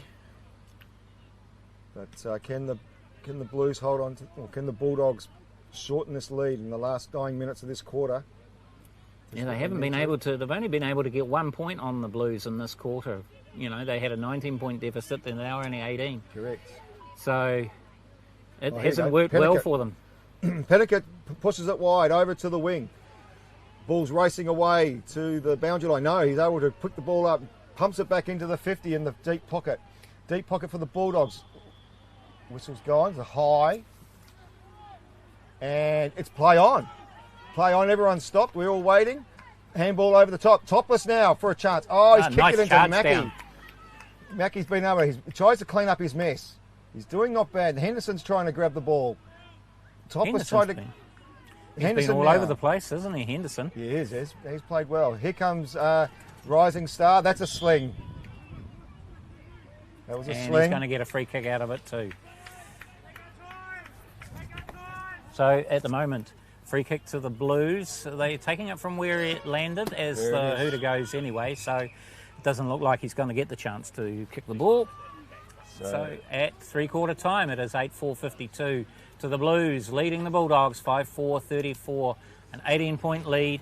As I said to you just a moment or so ago, the Bulldogs didn't have it all their way in that quarter, only gained 1 point on them, and is that going to be the difference in the end, that they have not been able to make up that ground with the wind in that quarter? Yeah, I'm like, Bulldogs obviously missing some very key players through injury or travel or left the building, unfortunately. So they just haven't been able to capitalise on their territory. Come in, Spencer. Special comments from Spencer. There you go, son. What do you reckon? Thank you. It was interesting quarter there. I think there's lots of long kicks forward and then the ball goes to ground quite a lot, but I'm not sure. I think the Bulldogs, it's not quite out of reach yet, but you know, time's running out quite quickly, so yeah. The breeze is coming and going, but it feels like it's, thanks for that. Leroy just threw some grass up, and it is heading across that angle, which the Blues will be kicking in the last quarter, and they've got 3 goals up, so 18 points. Did you think that the Blues handled kicking into the breeze quite well? I think they probably did. They didn't let the Bulldogs. They didn't let the Bulldogs run over them when they got those 2 or 3 goals in a row. Yep. But yeah, I'm not sure. I think they handled it quite well. Yeah. But now they just need to finish it off and seal the game. So. Yeah. No, well, it's a pretty good action here down at QE2 Park. If you're in town, come down for the last quarter. As I said, the breeze picking up. Bulldogs needing 3 goals to snatch back victory. This is a three-peat for the Blues. They've beaten the Eagles in the first year, 2022. Beat the Bulldogs last year in 2023. Now they're on their hat trick. They're looking to repeat the glory years for the Blues from 2006, 7 and 8 when they won, the last time they won a three-peat, and looking to go back to back to back. So even though the Bulldogs won 4 out of the awards on Monday night at the CAFL Awards, they have the Rising Star, they have the Golden Boot, they have the Coach of the Year, and they had another player who escapes me, but they haven't been able to stem the flow. The Blues are being able to set up behind the ball nicely. Hayden Johnson is always dangerous, and Dan Howie also very dangerous setting up behind the play, and also Billy Hope in the defence. So bit of a huddle there. We might take a break, Morgan. Yeah, let's do it.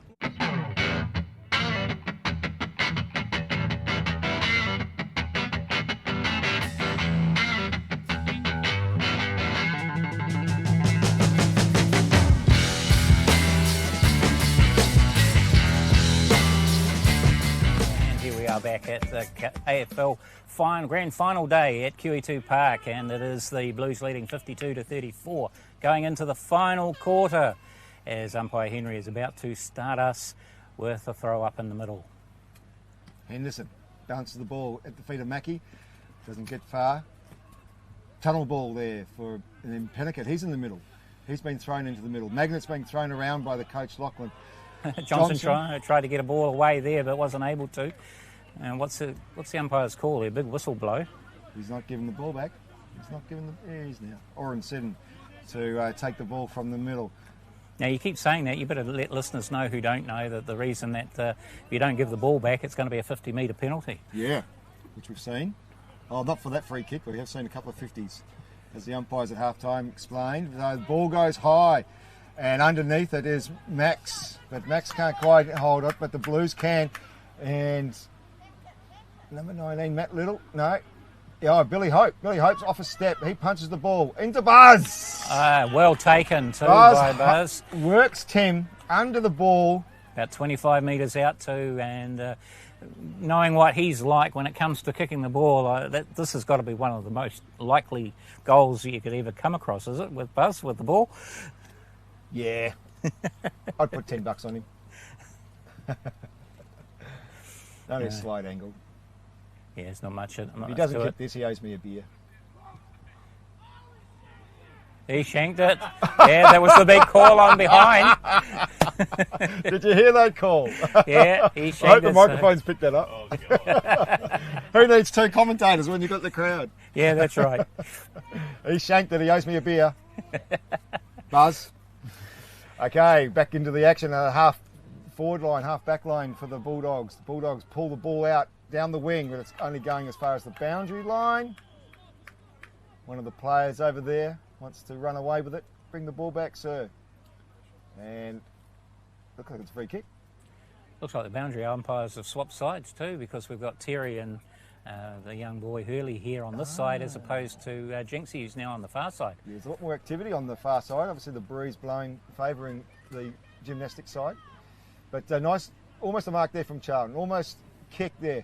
Billy Hope gets wrapped up, taking the ground. Charlton now dribbles the ball, only as far as a Bulldog. Bulldog pushes it back up from whence it came. Now he's got some clear ball here out onto the wing, and it bounces off Cordy. Jared Court? No, not Cordy. No. Cookie. Starts with a C. 4 letters. Johnson kicks downfield with an almighty kick. And can I buy a vowel? yeah. You want the O, I take it, and it'll still be the same. CO for court, CO for cook. So we've out of bounds on the fall. We've got Billy Hope now. He's going to bring the ball back, centering the ball at the top of the square, and Buzz again. He's got repeat, to repeat. Make his redemption here. That's what they said about Vauban in the Melbourne Cup, the redemption for this year, and what did that do? Flop. So there you go. Hopefully he can work the breeze a little bit better. He's in exactly the same spot, exactly the same mark, different guy on the mark. Yeah, Buzz. Maybe that's the difference, because he's done it a lot better. We don't get the shanking call from... No, he still has. I think you've got to drag him. That's where the crowd shouts, drag him. put him back up to the back line. Most of his play has been the half back line. He's played that sweeper role across half back, picking everything off. But they've pushed him forward, and the Blues are controlling the ball in their 50. The Bulldogs can't get it out, unfortunately. So Mattia now has pumped the ball really high. He's put his player under Ed Lawson now. I was going to say he's put him under pressure, but he has controlled that nicely. Oren now against Henderson. Leaves it to Benny. Oh. Benny can't quite pick it up. Henderson dives but can't quite control. Punches the ball out. The Bulldogs are looking flat, I must say. Nick Bewley trying to get a hold of it. Charlton, he dives on the ball. He wants it. They're running around the ball like they're not wanting it. Oh, a lot of these players are not playing in the irregular position either, which is another thing. I mean, you mentioned about Nick Bewley being over here. Now he's usually up in the forward line. Yep. Yeah, this is it. But, the ball's not even getting down there for them to be effective in the forward line. So maybe he has pushed his players up. But you can see the enthusiasm of that play right in front of us. They weren't going for the ball. The only one, Charlton, stepped in and went, give me the ball, I'll take it. They're bouncing around the ball. They're not wanting to put their bodies on the line. I think, we were talking about last year's grand final. The Blues are a bigger, heavier kind of a team. And the Bulldogs have to rely on their youth, their pace, their nimbleness to get the ball wide. Well, this year the Bulldogs have been more dominant than the Blues. Last year the Blues were very dominant. Yes. And the Bulldogs are not playing like they have been throughout the rest of the season. No. Someone's got to get out there and pump up their tyres because they're very flat. Yeah, very, very good. Very good. And the crowd goes wild. It's given me a smile. Just so long as it doesn't go through that cycle track that's been formed in the middle of the park. Yeah, here goes Benny. Biggs Benedict. Pumps the ball into the 50. He's got it over the top of everybody there. Yeah, here comes Billy Hope off a step on the right side of the boot. And a goal. Oh, that is a good goal, Billy Hope, and he likes it. He's riding buzz outside of the right boot. 9-6-60 to the Blues. Billy Hope, and another they are victory. now a 26-point lead over the Bulldogs. Ouch. Yes, ouch. That's going to hurt. And we've still probably got 12 minutes or so to go in this quarter, but that's a big gap. 4 goals they need. Well, I hope you enjoy that, Billy, that replay. That was good stuff. Out of a pack, right Plus. side of the boot. Henry now throws the ball high, Henderson and Sauce, but Henderson gives the ball basically to Sauce. Sauce goes backwards, finds Mattia. Oh, he gets dragged down. Yeah. Charged down. Yeah, Matt Little. Again, the ball is being very hard to pick up over there. Blackler gets the ball. Henderson stands tall, pumps the ball only as far as Pennicutt. Who's another one who's normally up in the forwards. Yeah, he's been playing left, downfield and upfield this game. I think he got named at full forward, but then pushed back. So the Bulls with Jinxie, the Cougars president, throws the ball high. Henderson gets the tap, only as far as a Bulldog, who pumps the ball up. Bounce around rather awkwardly there for the Blues player, and and kicks it downfield. Charlton now pumps the ball up to DJ. It's over the back. They kick very high and very long, those Charlton boys, both of them. They've got very good kicks on them. So deep in the forwards, Blues forward line. The throw in here by Jinxie. Mad Dog and Billy. Billy pops the ball over to Charlton. Charlton gives the fend. He gets wrapped up. He's fended it and he's dropped it and he's gone burger. And it's a free kick to Pennicutt, the captain of the... No, not looking captain, for his options. It president looks of like the he's going Bulldogs. to... No, he's changed his mind. He was going to go this side, but he's gone the far side. Gone up where a lot of players are, and the bounce of the ball goes in favour of the Bulldogs, although they did drop it. Topless, off a step, pumps the ball to the half-forward line. Finds his teammate over there on the far side. He's going to get the ball out into the pocket.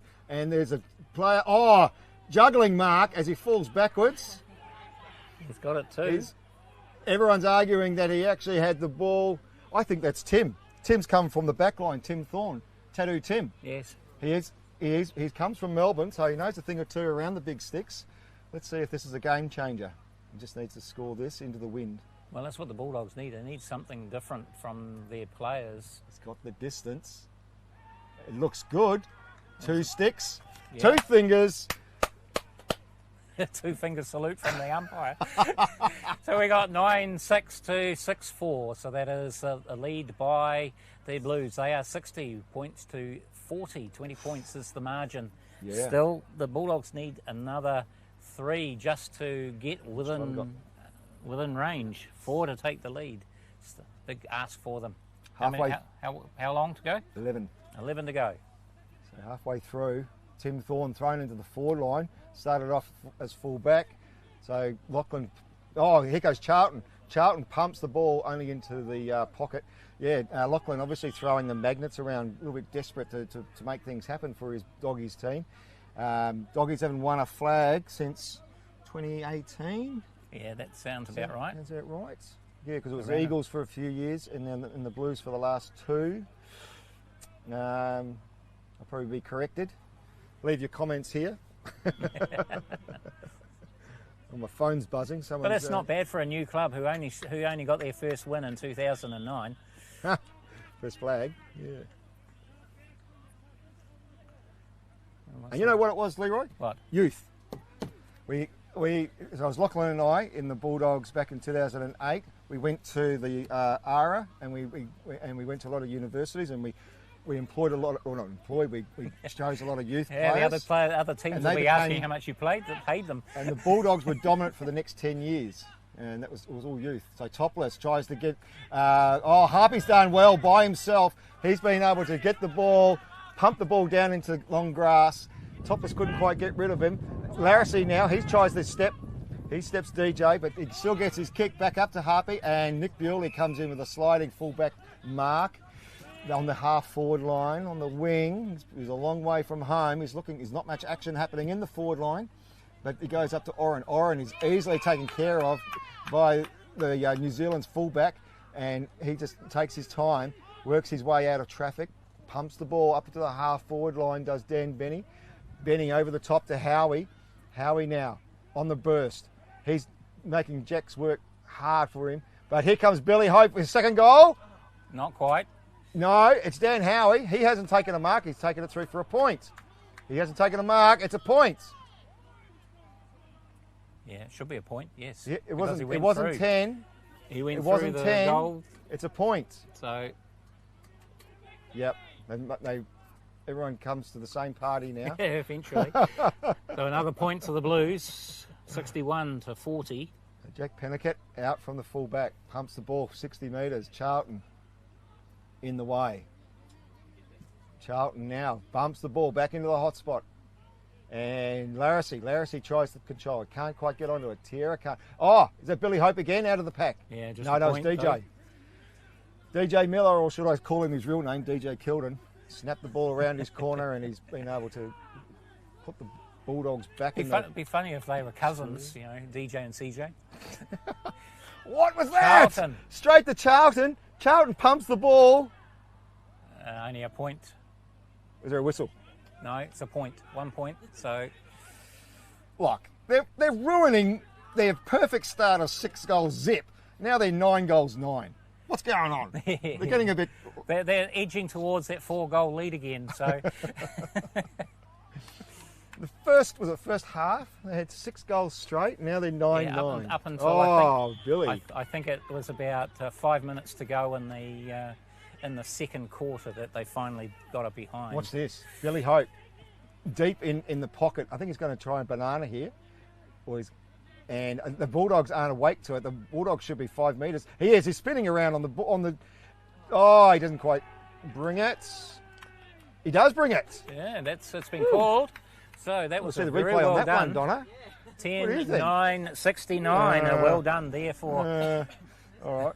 For another goal there for the Blues to take their lead out to 29 points. And with how many minutes to go there, Morgan? 6 minutes and 50 seconds. Just under 7 minutes to go in the match. So that means that the Bulldogs have got a lot of work to do. In 7 minutes, they've got to get 5 goals if they're going to take this. Can they do it? Into the breeze too. Jeebers. Don't know about that. That was a great goal there from Billy Hope round the corner. Nice J curve.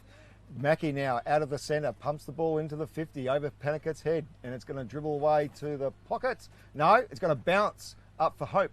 Hope punches the ball back over the top. He finds his Mad Dog. Mad, surnamed Dog, is able to get the ball up to the wing, and the ball gets pumped back only as far as Henry. Henry now slices the ball. Bothers a few worms. Oh, he got his hands, but Johnson picks up the ball. Play on. Johnson slams the ball into the boot into Buzz. There we who's go all again. over him. He plays just turns on. around and kicks. And Now that's everyone the loves Buzz. him. Everyone likes it. That's the buzzer that we know, not worrying about where he is. He just turns around, he's taken the mark, and he just slots it straight away without worrying about where the opposition is. 75-40. I don't think they're going to do it this time there, Steve. You're a big stalwart of the Bulldogs, but I don't think this is going to happen this year. No, I think you're right there. 35 points. It's a big ask at this time, but the Blues have just been dominant on all areas of the ground. And, yeah. They've been more awake too, haven't they? Yeah, they're more up for it. That's definitely true. You know, as we said before, the Bulldogs were looking flat, and the magnets obviously getting thrown around to spark them up, but haven't been able to really make an effect there. So Charlton with the ball now for the Blues, just around halfway, and takes it upfield, and he's going to put a couple of bounces in before he's going to have to clear it. And he throws it to himself, yes. Well done, he's got through those two Bulldogs players, then puts the kick downfield, and it's just going to be 1 point, is it? Yes. Yeah. So 76-40. That's 11-10, 76 to the Blues. They're leading over the Bulldogs by 36 points now. Big lead. Beautiful day down here at QE2 Park in Christchurch where the sun is out. There's white fluffy clouds, but not a lot in them. And there's a little bit of breeze. It's not really that strong out here. And the Bulldogs have been caught with the ball, and it's going to be a free kick to the Blues as they clear it down to Tiara with the ball. He's got a mark to kick downfield. Does so, and who's down there to take it? We've got Buzz again. Didn't take Billy it. Hope. One of his team mates. Eggs Benedict's off the back. Oh, they're running away with it now. 12-10. Goalfest. Now Dan Benny, he's been a huge guy for the Blues. Travelled up from Dunedin in the early days. Travelled over from Westport. Now he's back living in Christchurch. It's taken them a while to live here, isn't it? Yeah. So it is 12-10, 82. And the Blues are leading the Bulldogs 6-4-40. Is that right? 6-4-40, yes. Is that right? Got one of the Blues players standing right in front of the scoreboard, so I can actually see what the middle number was. But here we go, Johnson again, going downfield with another kick. Just past one of the Blues players' buzzers there. Well, he still might get it, no. He's trying to get it. He's done a very good job of it. Now Charlton collects it again, puts a kick in field, and there's Billy Hope with the ball. And back to Benny. Benny goes the Benny just tries to pass it, but the player, I think it was O'Brien, was too far away. And the Bulldogs are able to clear it as far as Garrett Beck. Yeah. Garrett Beck there with the ball. And who's he going to kick to? There's a lot of yelling and screaming going on to kick, but he just kicks it straight to Topless. Play on. Topless plays on, down towards Henry Russell, but no, it's taken by one of the Blues, who kicks downfield. And that's heading towards the boundary, but it's not going to be. Harpy with the ball. Harpy loses it after that. And swing. No. Oh, off his head. Oh, is it Harpy? Yeah, yes, Harpy straight in the head. Complete falcon. Poor fella. And he's down. The ball's been centred by the Blues player who are going for the goal. Evans. But the umpire has called time off and is not going to allow it, I suspect, because he blew the whistle before the ball. I don't think it does, to be honest, because no one was in QE where the ball was. Yeah. And this is why stop the play when the play is away from where the player's gone down. Yeah. He's down on the ground. Nobody else is anywhere near him. The ball's nowhere near him, and they might actually have let the goal stand. Yeah, I think they have. Yeah, he changed his mind. I think he was realising the momentum was with the Blues and you might as well just give him the kick. But yeah, Harpy wore that kick Full off in the the boot. face. Yeah. Okay, Topless now onto the wing. He gets it over to JP. JP's had a good game, but he's able to get it over to Pawn Star. Harpy, the guy with the Falcon. He measures the ball. He gets the ball away. He's back to his He's normal obviously self. seeing better Up to again. Benny. Benny goes for the helicopter. I think but he's a bit wide. No, a bit wide. Another 1 point as the Bulldogs clear it away down to Beck. Beck with the ball. He's marking him, number 17 there is rookie Atkins. Down to Jay Johnson though, so not a very good kick from Beck. Johnson gets it into Benny. Nice pass on to Mackie. Mackie takes over and pumps the ball down to Billy Hope in the pocket. So Billy Hope having a bit of a field day now in the forward line. He's kicked 1 goal 1, and this should be a gimme for him. It really looks like the Bulldogs have just thrown in the towel the last 2 or 3 minutes, the way things have happened. Yep. Yes, they have. And not the final ending that we were expecting.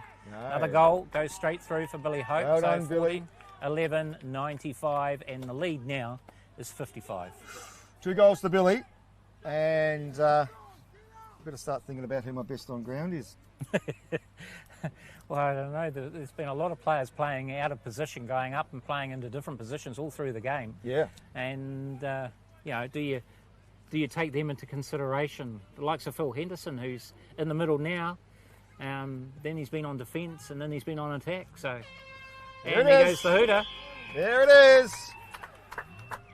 The winners of the Canterbury AFL Grand Final, there are your premiers, the Eastern Blues Football Club for the 3rd time running, 14-11-95, smoked the Bulldogs 6-4, 40. So very convincing win there in the end. And as we said, the Bulldogs looking a little bit flat there in that last quarter, couldn't quite spark anything. And the Blues running over the top. Billy having a good quarter with a couple of goals. Buzz getting on top, kicking a couple of points, and then I think he finally kicked the goal. Yeah, he got a couple of goals in a row then.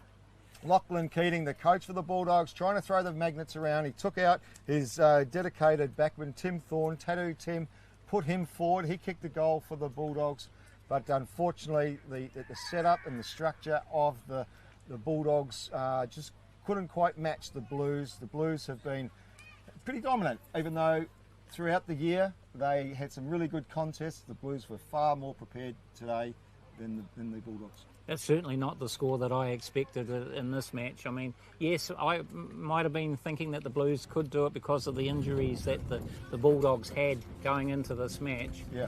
But I didn't think they would get up by 55. It is. I mean, the Bulldogs. They, other than the first quarter, the only time that they got anywhere near the Bulldogs, I think 12 was the closest they got in that third quarter. And then the Blues, they managed to score again, and they pulled right away. Not what I expected in the end. Yeah, that's when they got the 2 goals. That's when the Bulldogs needed to put the foot down. I mean, they were lucky to be in it, and they kind of fell away. Oh, Spencer, come in, son. What about you? We're waxing lyrical here about what we thought happened in the game. What was your takeaway? It was pretty dominant that last quarter, really. I think the win was definitely quite interesting throughout the game, because sometimes it was going the Blues' way. It wasn't really going the Bulldogs' way much. And it was swaying a bit, but yeah, it was a bit of a scrappy game, but still quite high scoring in the end, which was nice. Yeah, actually the wind did drop a bit in that third quarter when the Bulldogs had it, so it's unfortunate that they weren't able to have the advantage of the breeze, but certainly the Blues made the most of it when they had it, and they kind of ran away. So if you were, would you know any of the players? Would you have given a 3-2-1 or? I don't know. I don't know his name. The ginger guy. Yeah, one of the Charlton brothers. Yeah. Probably Kieran Charlton. Yeah. Yeah, we certainly called his name quite a bit. Number 20? Or number 21? 20. Yeah, number 20. Yeah, number 20. Josh. Yeah. Josh Charlton. Yeah. Okay, so Josh Charlton gets the Man of the match vote from Spencer. Spencer. So you've been doing AFL junior footy? Yeah, I have. I did it once this morning, and we missed the first one. But Okay. Well, how many people were at the ground this morning? I'm not sure. There wasn't much. There were like 8 or so, but it's starting to be quite a good community, and we're quite good friends with some of the people that go there. Sorry, I think we're going to have the song. Oh, yeah. If we could get a camera focused on the song for the Blues. The Blues are about to take Sing their wedding chant. In fact, if I went over there with my... How many weeks you got your... They just like decreased it this year. It was supposed to be 7 weeks. Oh, okay. But now I think it's only 3 weeks. But they have a few weeks of break.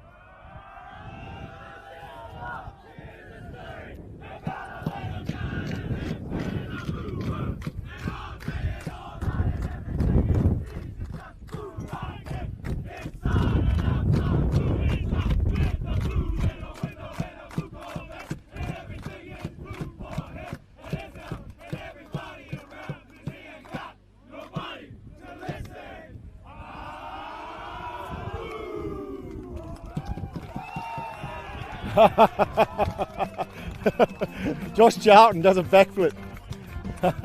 Oh, you caught that? Josh Charlton did a backflip. Well, that's excellent work. Let's see if we can get someone here. Okay, if I can get a camera on me, the coach is gonna come over. And what's your son's name? Miller! Hello, How good was that? Good boy. How good was that? Thanks, mate. Well done, good job. We're one of these cameras, probably the central camera there. Right. Well done. Maybe we can walk closer. But what was going through your mind as like you went out to a good start and then you just kept pumping it? Yeah, look, I thought our boys controlled the footy the whole day, but I thought our discipline, particularly in those first 3 quarters, was pretty poor. And so in actual fact, we allowed the Bulldogs to stay in the game. So for me, the last quarter was really about being a little more composed, and I gave the boys a target. They like targets. Rather than just win the quarter, try and kick 5. Now, look, we probably should have kicked 8. But Well, you had the win 3 quarters out of 4. In the third quarter, the Bulldogs had it, the wind dropped, and you defended quite well. In fact, when you had the breeze, you even kicked a couple of goals going into the breeze. So you worked hard. Our back line, to be fair, has been just monumental, you know, the whole season. There's kind of 6 or 9 blokes that are playing amongst one another and really locking it down and playing as a unit, you know, and that's what you want from a back line. They don't try and get too fancy, they don't try and outmark, but equally they're aggressive and they attack the footy, and that's our style, is to make sure that we're always head over the ball running in straight lines. No, well, obviously Hayden Johnson, a superb effort there. He, you know, coming off the back line, marking very cleanly, very smart user of the ball. Foggy. Yeah, Foggy he did real well, didn't he? You know, for a bloke that's only played 6 games. I thought though the bloke he often gets missed because he just does his job. He's very disciplined. It was Billy Hope. Yes. Billy did everything I asked of him in the back line. Then he goes forward and kicks 3 in the last quarter. Right? Outside of his right boot in the pack. Yeah, bloody nice. awesome. Yeah. And well done. Three-peat. Well done. Yeah. Excellent stuff. Well, Thank you, enjoy mate. the drinks. Thank you everybody for looking. Up the Blues. Good stuff. Right, where are we trying to get some? Well, we were trying to get to where you were so that we could give you the interview. Oh. Because the wind is on that mic is quite strong. But it's too late now. You finished. Yeah, sure. All right. We got a camera here? Yeah. So, kia ora. Thank you very much for your sponsorship of the Canterbury AFL Grand Final.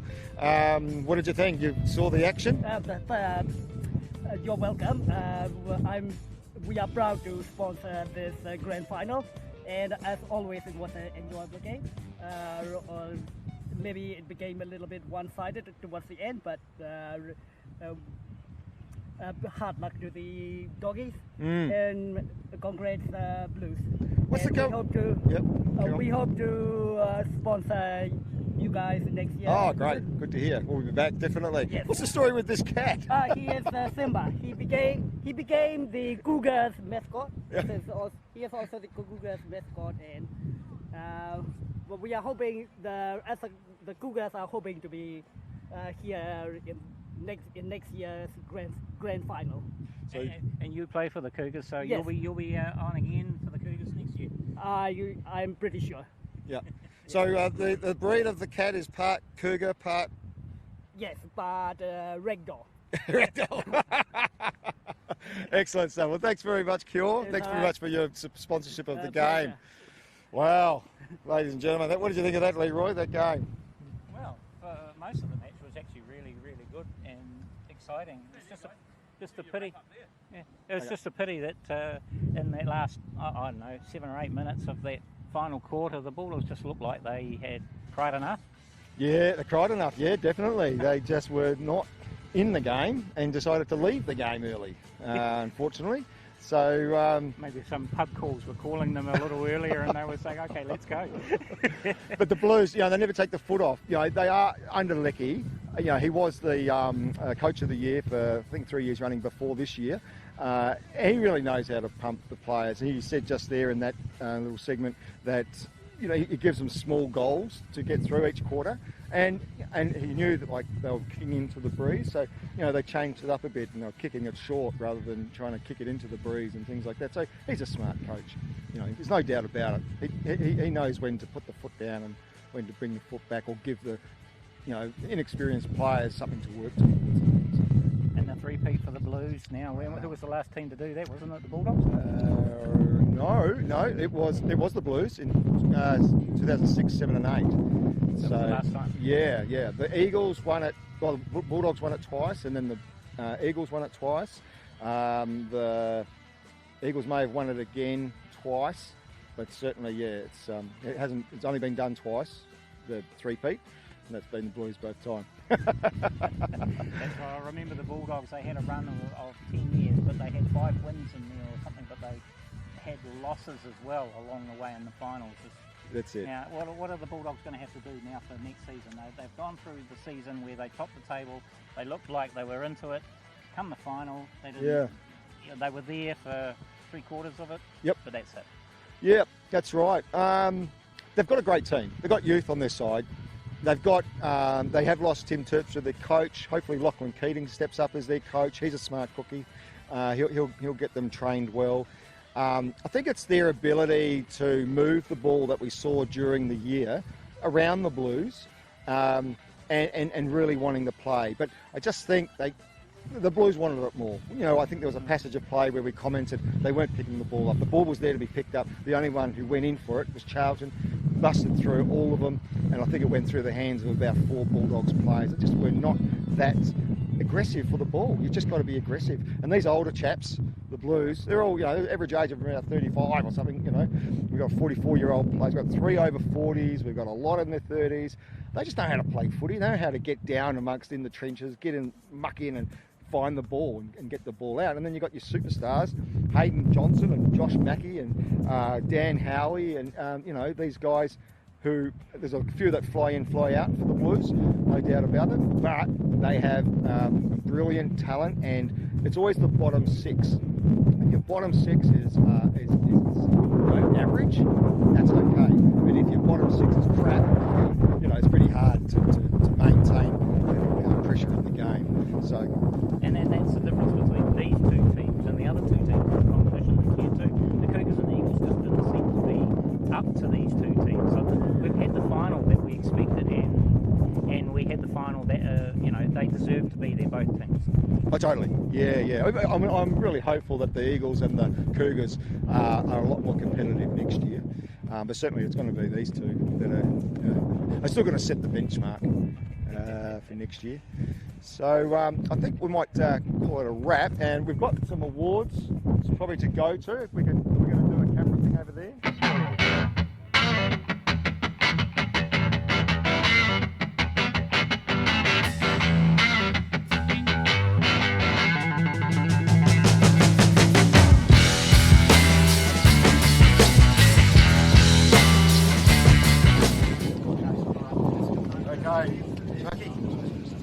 live with Jack Pennickett, the president of the Christchurch Bulldogs. Not to be today, mate. What's the story? Yeah, gutted, mate. With a cracking season. To get the rub of the green today. The Blues are a tremendous outfit. We're always battling each other. We came into today with a couple of key players down, so no excuses. They were the better team on the day, but all credit to the boys. At time, getting the 2 goals, it was unfortunate that 3 quarters, the breeze dropped. Yeah. They had to basically win three quarters, and you didn't get much of it, so that's a shame. But also the team seemed a bit flat. Yeah, look, we I think we definitely dropped our lip a bit there when we kind of got down.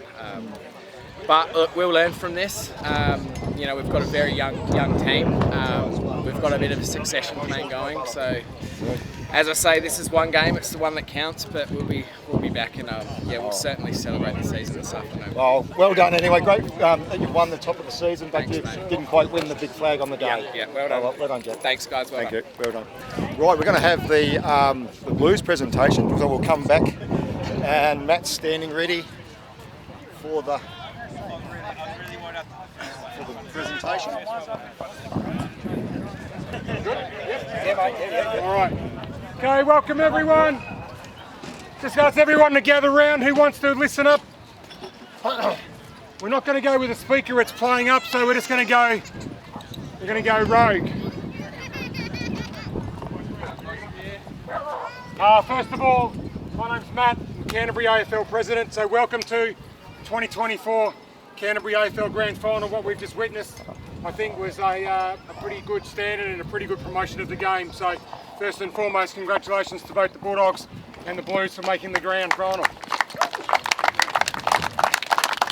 We've got a few presentations to go through, we've got a few speeches, but the first one we always look after is the Best of Field. Best of Field is voted by 3 independent judges. It's named after an ex-Bulldogs player, Nicky Dow. The winner of the Nicky Dow medal for 2024 is Jay Johnson from the Blues.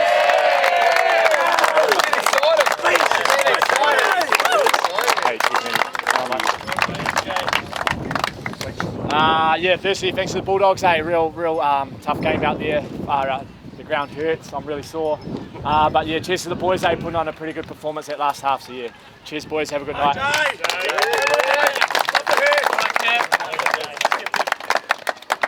All right, just make a couple of acknowledgements, if I may, for the umpires, Terry, Henry on the field, Jinx, Adam Clark, and also our young fella Xavier, if he's still here. Hopefully he is.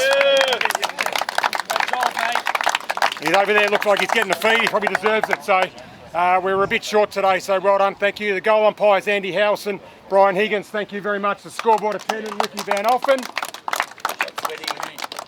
At this stage, I'd like to call up Henry Russell, captain of the Bulldogs, to say a few words. Well done, Henry.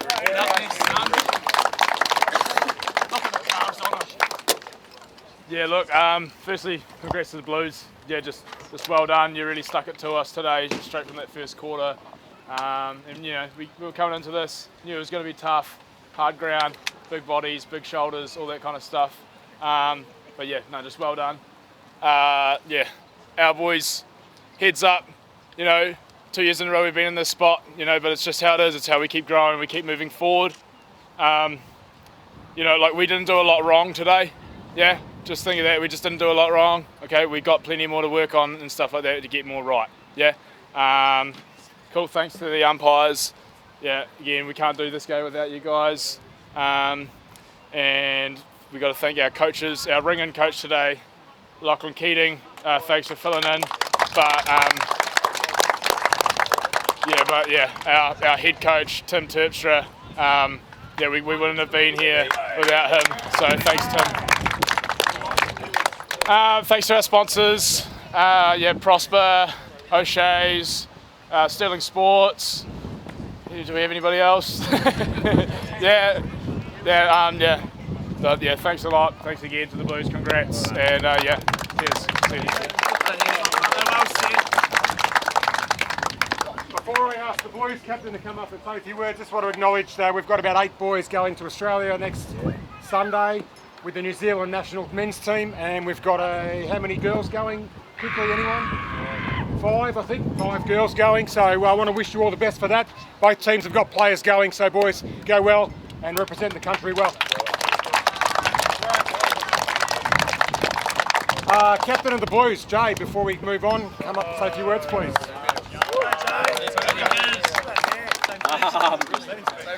Yeah, just a massive thanks to Henry and your boys, and Tim and that team to beat all year. I think it's been a goal of ours was to meet you boys in the final and play really well. I think you guys have been building, the last couple of years, and you really brought it out there today. So yeah, credit to you boys and well done for that.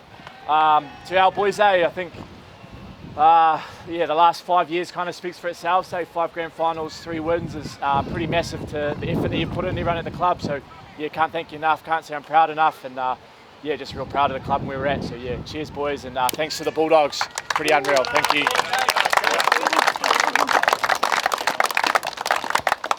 Coaches, did you want to say a few words by any chance? I'll offer the platform to both of you. Just real quickly. I know the doggies are sick of my voice. And go. I just want to say, fellas, we had to lose 2 grand finals in a row before we've been able to win 3. I tell you all the time, I love your style of football. The reason I keep barking is because I know how good you are, and I know how good you can turn the ball around in 5 minutes of footy. Don't ever listen to my rubbish. I apologise for that, Yeah, good, that's good. I seem to suck a couple of years in, but that's all right. But really, the style of football that you play is just so awesome, and you seem to be such a tight unit. So hats off to you, fellas. Awesome stuff.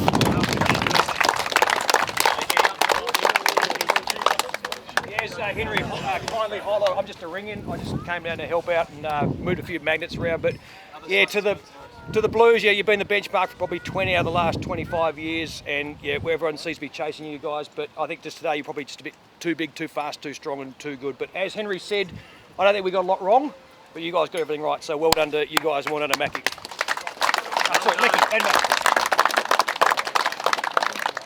Could I have the captain and the coach of the Blues, please? Isn't it golf rules today? I thought it was golf rules.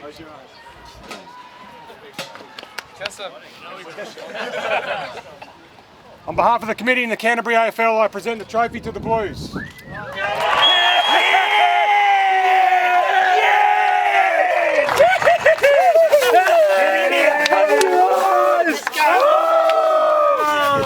Get in, boys. Freddie, come here. Get the scoreboard in front. In front. Get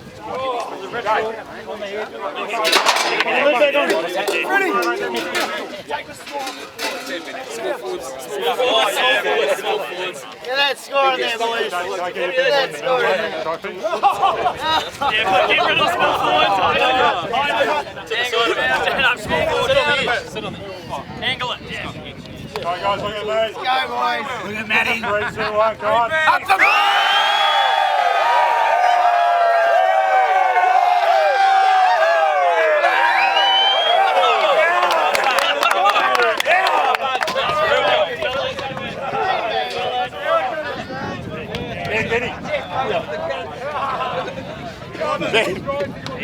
Look at this. We saw him get smoked.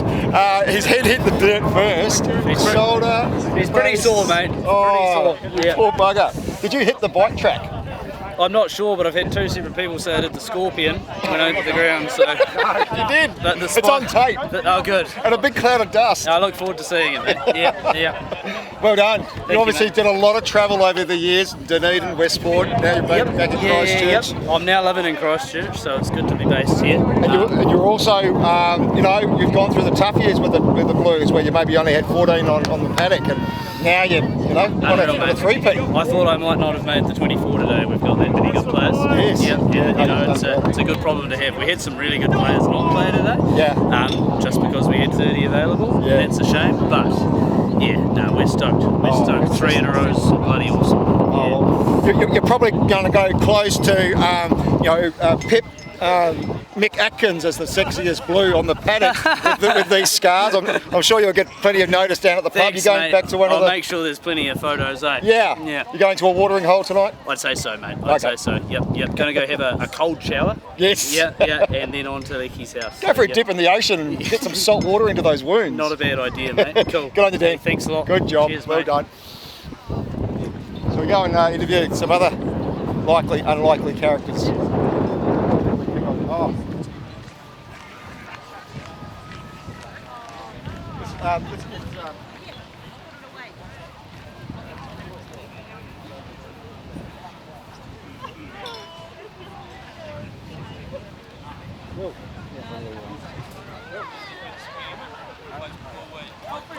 well, everybody now for the Blues, third on the three-peat.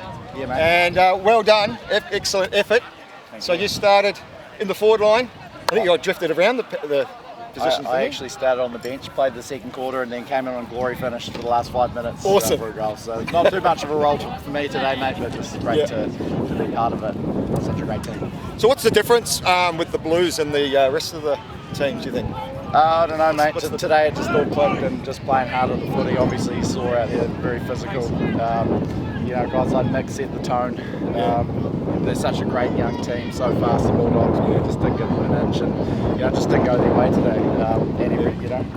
It clicked for us. It was our best performance of the season, probably our best performance of the three-peat. So, very proud of the boys. So you squared the ledger. The Bulldogs had won 2, you'd won 1 coming into it. And then you really put the foot down for the grand final when it really mattered. Is that your dog? And absolutely, put it to bed, basically. So it's fantastic to see the Blues, and you've been through the hard years where, you might have only had 14 on the paddock, but, and now the Blues are such a, got good culture off field and good culture, playing, and, you've got a lot of support around the club, so it's great to see. Yeah, obviously Lecky coming in has made such a big difference to the club, but I'm, I guess, one of the few, but even guys like Buzz, Jay, Cordy, they've been around for so much longer than even me. Yeah. And again, like new guys joining the club, we've got a few rookies in the lineup today, and to win a grand final in the first season, it's great. But for us, I think maybe means a little bit more if we're going through those times when we could only field 17 in the grand final. But just very proud of the boys and proud of the club. Jay's such a great leader, Billy, vice captain, Buzz, outstanding, and just a great group, and we're very proud of for G. Yeah, well done. You should be. Thanks, mate. Enjoy the beers.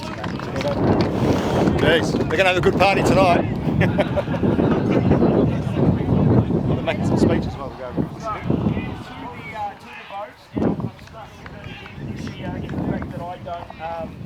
I don't do the votes. I asked somebody independent to do the votes. There they are. Righto. Yep.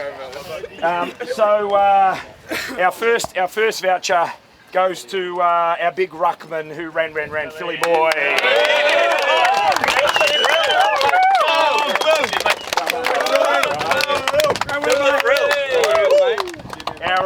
Our second voucher goes to the captain of the CAFL team, Hayden Johnston.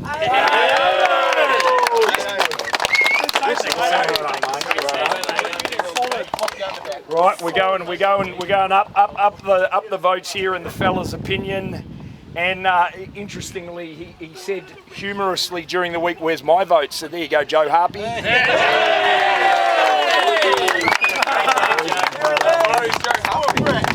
Right, and into our bigger awards. So you get a bog voucher and you get an OGH voucher. And you get a pair of Bluey socks, second best on ground. And you get a limited edition navy blue. Right, it's Kmart's my best friend. Where did I lose that?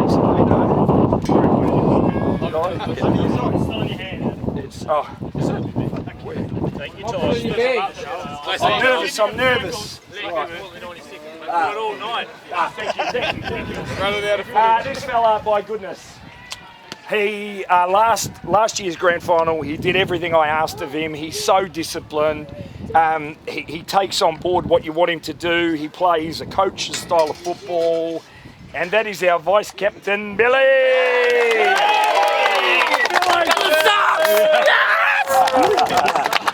you go, brother.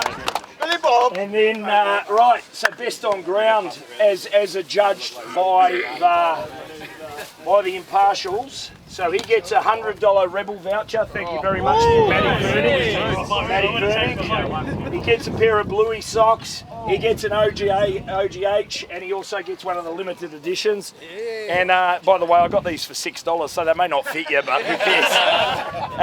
And that goes to a bloke that, again, that doing what I wanted him to do. When you ask people to take a player out of the game, I was really happy that the vote getters saw this. And he just completely and utterly destroyed Maxi Hammett.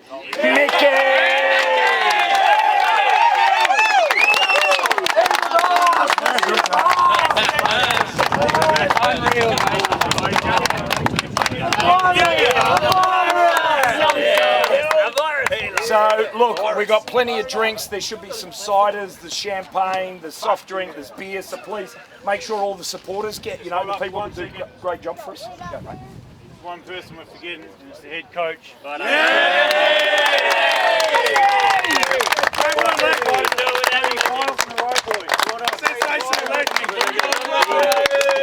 He's gonna cry. Get it out. Plastic. I've got 4 children. So.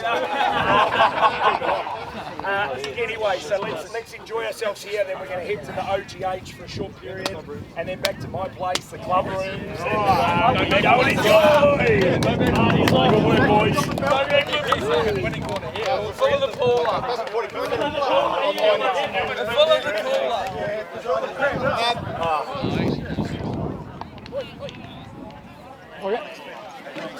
One last interview. Totally. Okay, so we're here with the 2 OG Blues from way back. You've played for the Blues since 2001. 2001. 20th year. 20th year, and this is the second time you've had a three-peat. That's correct. So, and I was trying to remember, is the Blues are the only ones who have done that? Yeah, we're checking on the week during the week with Cordy and I, and we're just double checking. We are the only team that's gone 1 3-peat and now 2 3-peat. So it's a special thing, as you know, Steve. Yeah, that's huge. That's huge. So, and during the year, we had 2 wins from the Bulldogs, and then you beat them in the middle round. But you come out today, you had a different attitude. Like they were in the previous games, they pushed the ball around you and stuff. But you guys, you obviously teamed up with some key players and shut them down. Yeah, I think the talk with this week with Lecky and the senior guys in the group was we had to step up the senior guys and start playing the smarts. And I think today we kind of had periods where they played their game, but we scrambled quite well, I thought, and we just outsmarted them today, I think, Steve. And I think that was evident in Henry's speeches. They didn't play bad. I think we just played better today, and that was shown all around the ground. 6 goals straight. I've never seen that in CAFL ever. Yeah, exactly. 6 goals straight. Yeah, so I was quite disappointed when someone scored. No, and yeah, we've been building on it, and they are the team to beat. But yeah, look, I feel sorry for them. They go through as minor premiers and lose the finals. Not ideal. It's happened to me before, but yeah, I'm just super proud of the guys. As I've been there since pretty much the start, as you know, and Cordy is taken over the presidency, which is good. So the guys we've got a great group of guys. So Cordy, last year you surprised the Bulldogs. You went from full-back to centre-half forward, kicked 3 goals in that third quarter last year. Yeah. But now you started full forward. Started the forward, yeah. Yeah. Yep. And how did you see it panning out? Did you see the ball coming towards you so fast? Yeah, it didn't come down too much. It didn't come down as much as I wanted. And that was the Bulldogs' defence. They played smart and they obviously changed some positions to try and shut down options. Tim Thorne, Tattoo Tim. Yeah. He went to half forward. He went up just to change it up, just to try new things. And I guess it worked a bit quicker for us, and then sort of paid off at the end. I don't know if we were fitter, but just a bit of experience and hitting some targets and stuff like that just worked out. Well, we noticed the commentary team that the Bulldogs were flat in the third quarter. They got within 2 goals of you. You guys won the ball. At one stage, the ball was in the middle of about 4 Bulldogs, and Charlton threw all of them. Yeah, but I'm not going to stand in front of him. I don't think many people do want to, so... I'm kind of glad I'm wearing blue when it's not blue. But yeah, I think in that position is we discussed it midweek at training, is we just needed to put our head over the footy. As you know, finals footy is very different, and experience is a massive positive for you. So the more guys that have played footy and finals footy, we just got to put our head over the footy, and we've got those guys that are intimidating, yes, and that's to our benefit. But as you said, that third quarter, I was sort of waiting for the Bulldogs to come back, and they sort of never did. And like, we're still getting tuned up at 3/4 time, mate. We got a massive tune up at 3/4 time, and there was like, put the foot down pretty much. And I was expecting sort of that fourth quarter to be a little bit tighter, but then like 2 or 3 goals in that fourth quarter sort of flooded the gates open. I think their heads it was dead and buried sort of by about 5 minutes in. But we just keep pushing, and they're not going to go away, and we're fully aware of that. And we got youth on their side. Yeah, we respect them for that, and they've put a bar up there, and we've met the bar this year, but we've just got to keep on pushing. But definitely next week we'll start for the 4-peat. We'll make it a first. Are you guys coming back again? I am definitely. Yeah. Amanda's okay with that? Yeah, well, I'm trying to make 250 games. Oh, good. How far you got to go? Another 30 games. So oh, geez, that's 3 years. We'll see how we Corny, go. you're back? Yeah, back. Good man. Oh, fantastic work, Thanks very fellas. much, thank you. Well done, James Bowden and Jared Court, one of the OGs, over 20 years for the Blues. Well done, boys. Well done. All right, well, that's a big wrap. Wow, it's a huge day for Canterbury AFL. As we saw there, Blues winning 50 points over the Bulldogs, who had been the minor premiers, and winning mainly all their games except one. But when it comes to the big day, you've got to be here, you've got to turn up, you've got to, really put the foot down, like we were just hearing there from the boys, because, it's all on. You've got to leave everything on the paddock. You've got a long time in the off-season to recoup, and you saw the marks on, like, Benny's face. He wore it, round about here. Big dust cloud came up. He was desperate for the ball and absolutely wore it. Another boy there we didn't talk to, but Joe Harpy, he got a falcon straight in the head. You saw his big puffy eye. So he really wore it as well. So the boys put their bodies on the line, and they absolutely deserved it. The Blues are a very smart outfit, very organised, and as you saw there with the awards, Lecky, he's a masterstroke of a coach, and he's built a big culture around him. So well done to the Blues. That's the end of the Canterbury AFL season 2024. We'll be back at QE2 Park next year, starting in late August. So it's been a great pleasure. Thanks once again to Evil Streams for streaming our grand final. Thanks to Matt Corley, the president of the league, for putting on a fantastic job. Thanks to Chucky Prague, our cameraman, and also Russ Land as well, who was on the other camera. And we also had Jetson and his mate and Daryl. So it's been a great effort. Thanks once again to all the viewers and all the comments that you've left during the game. We look forward to bringing you Canterbury AFL football in 2025.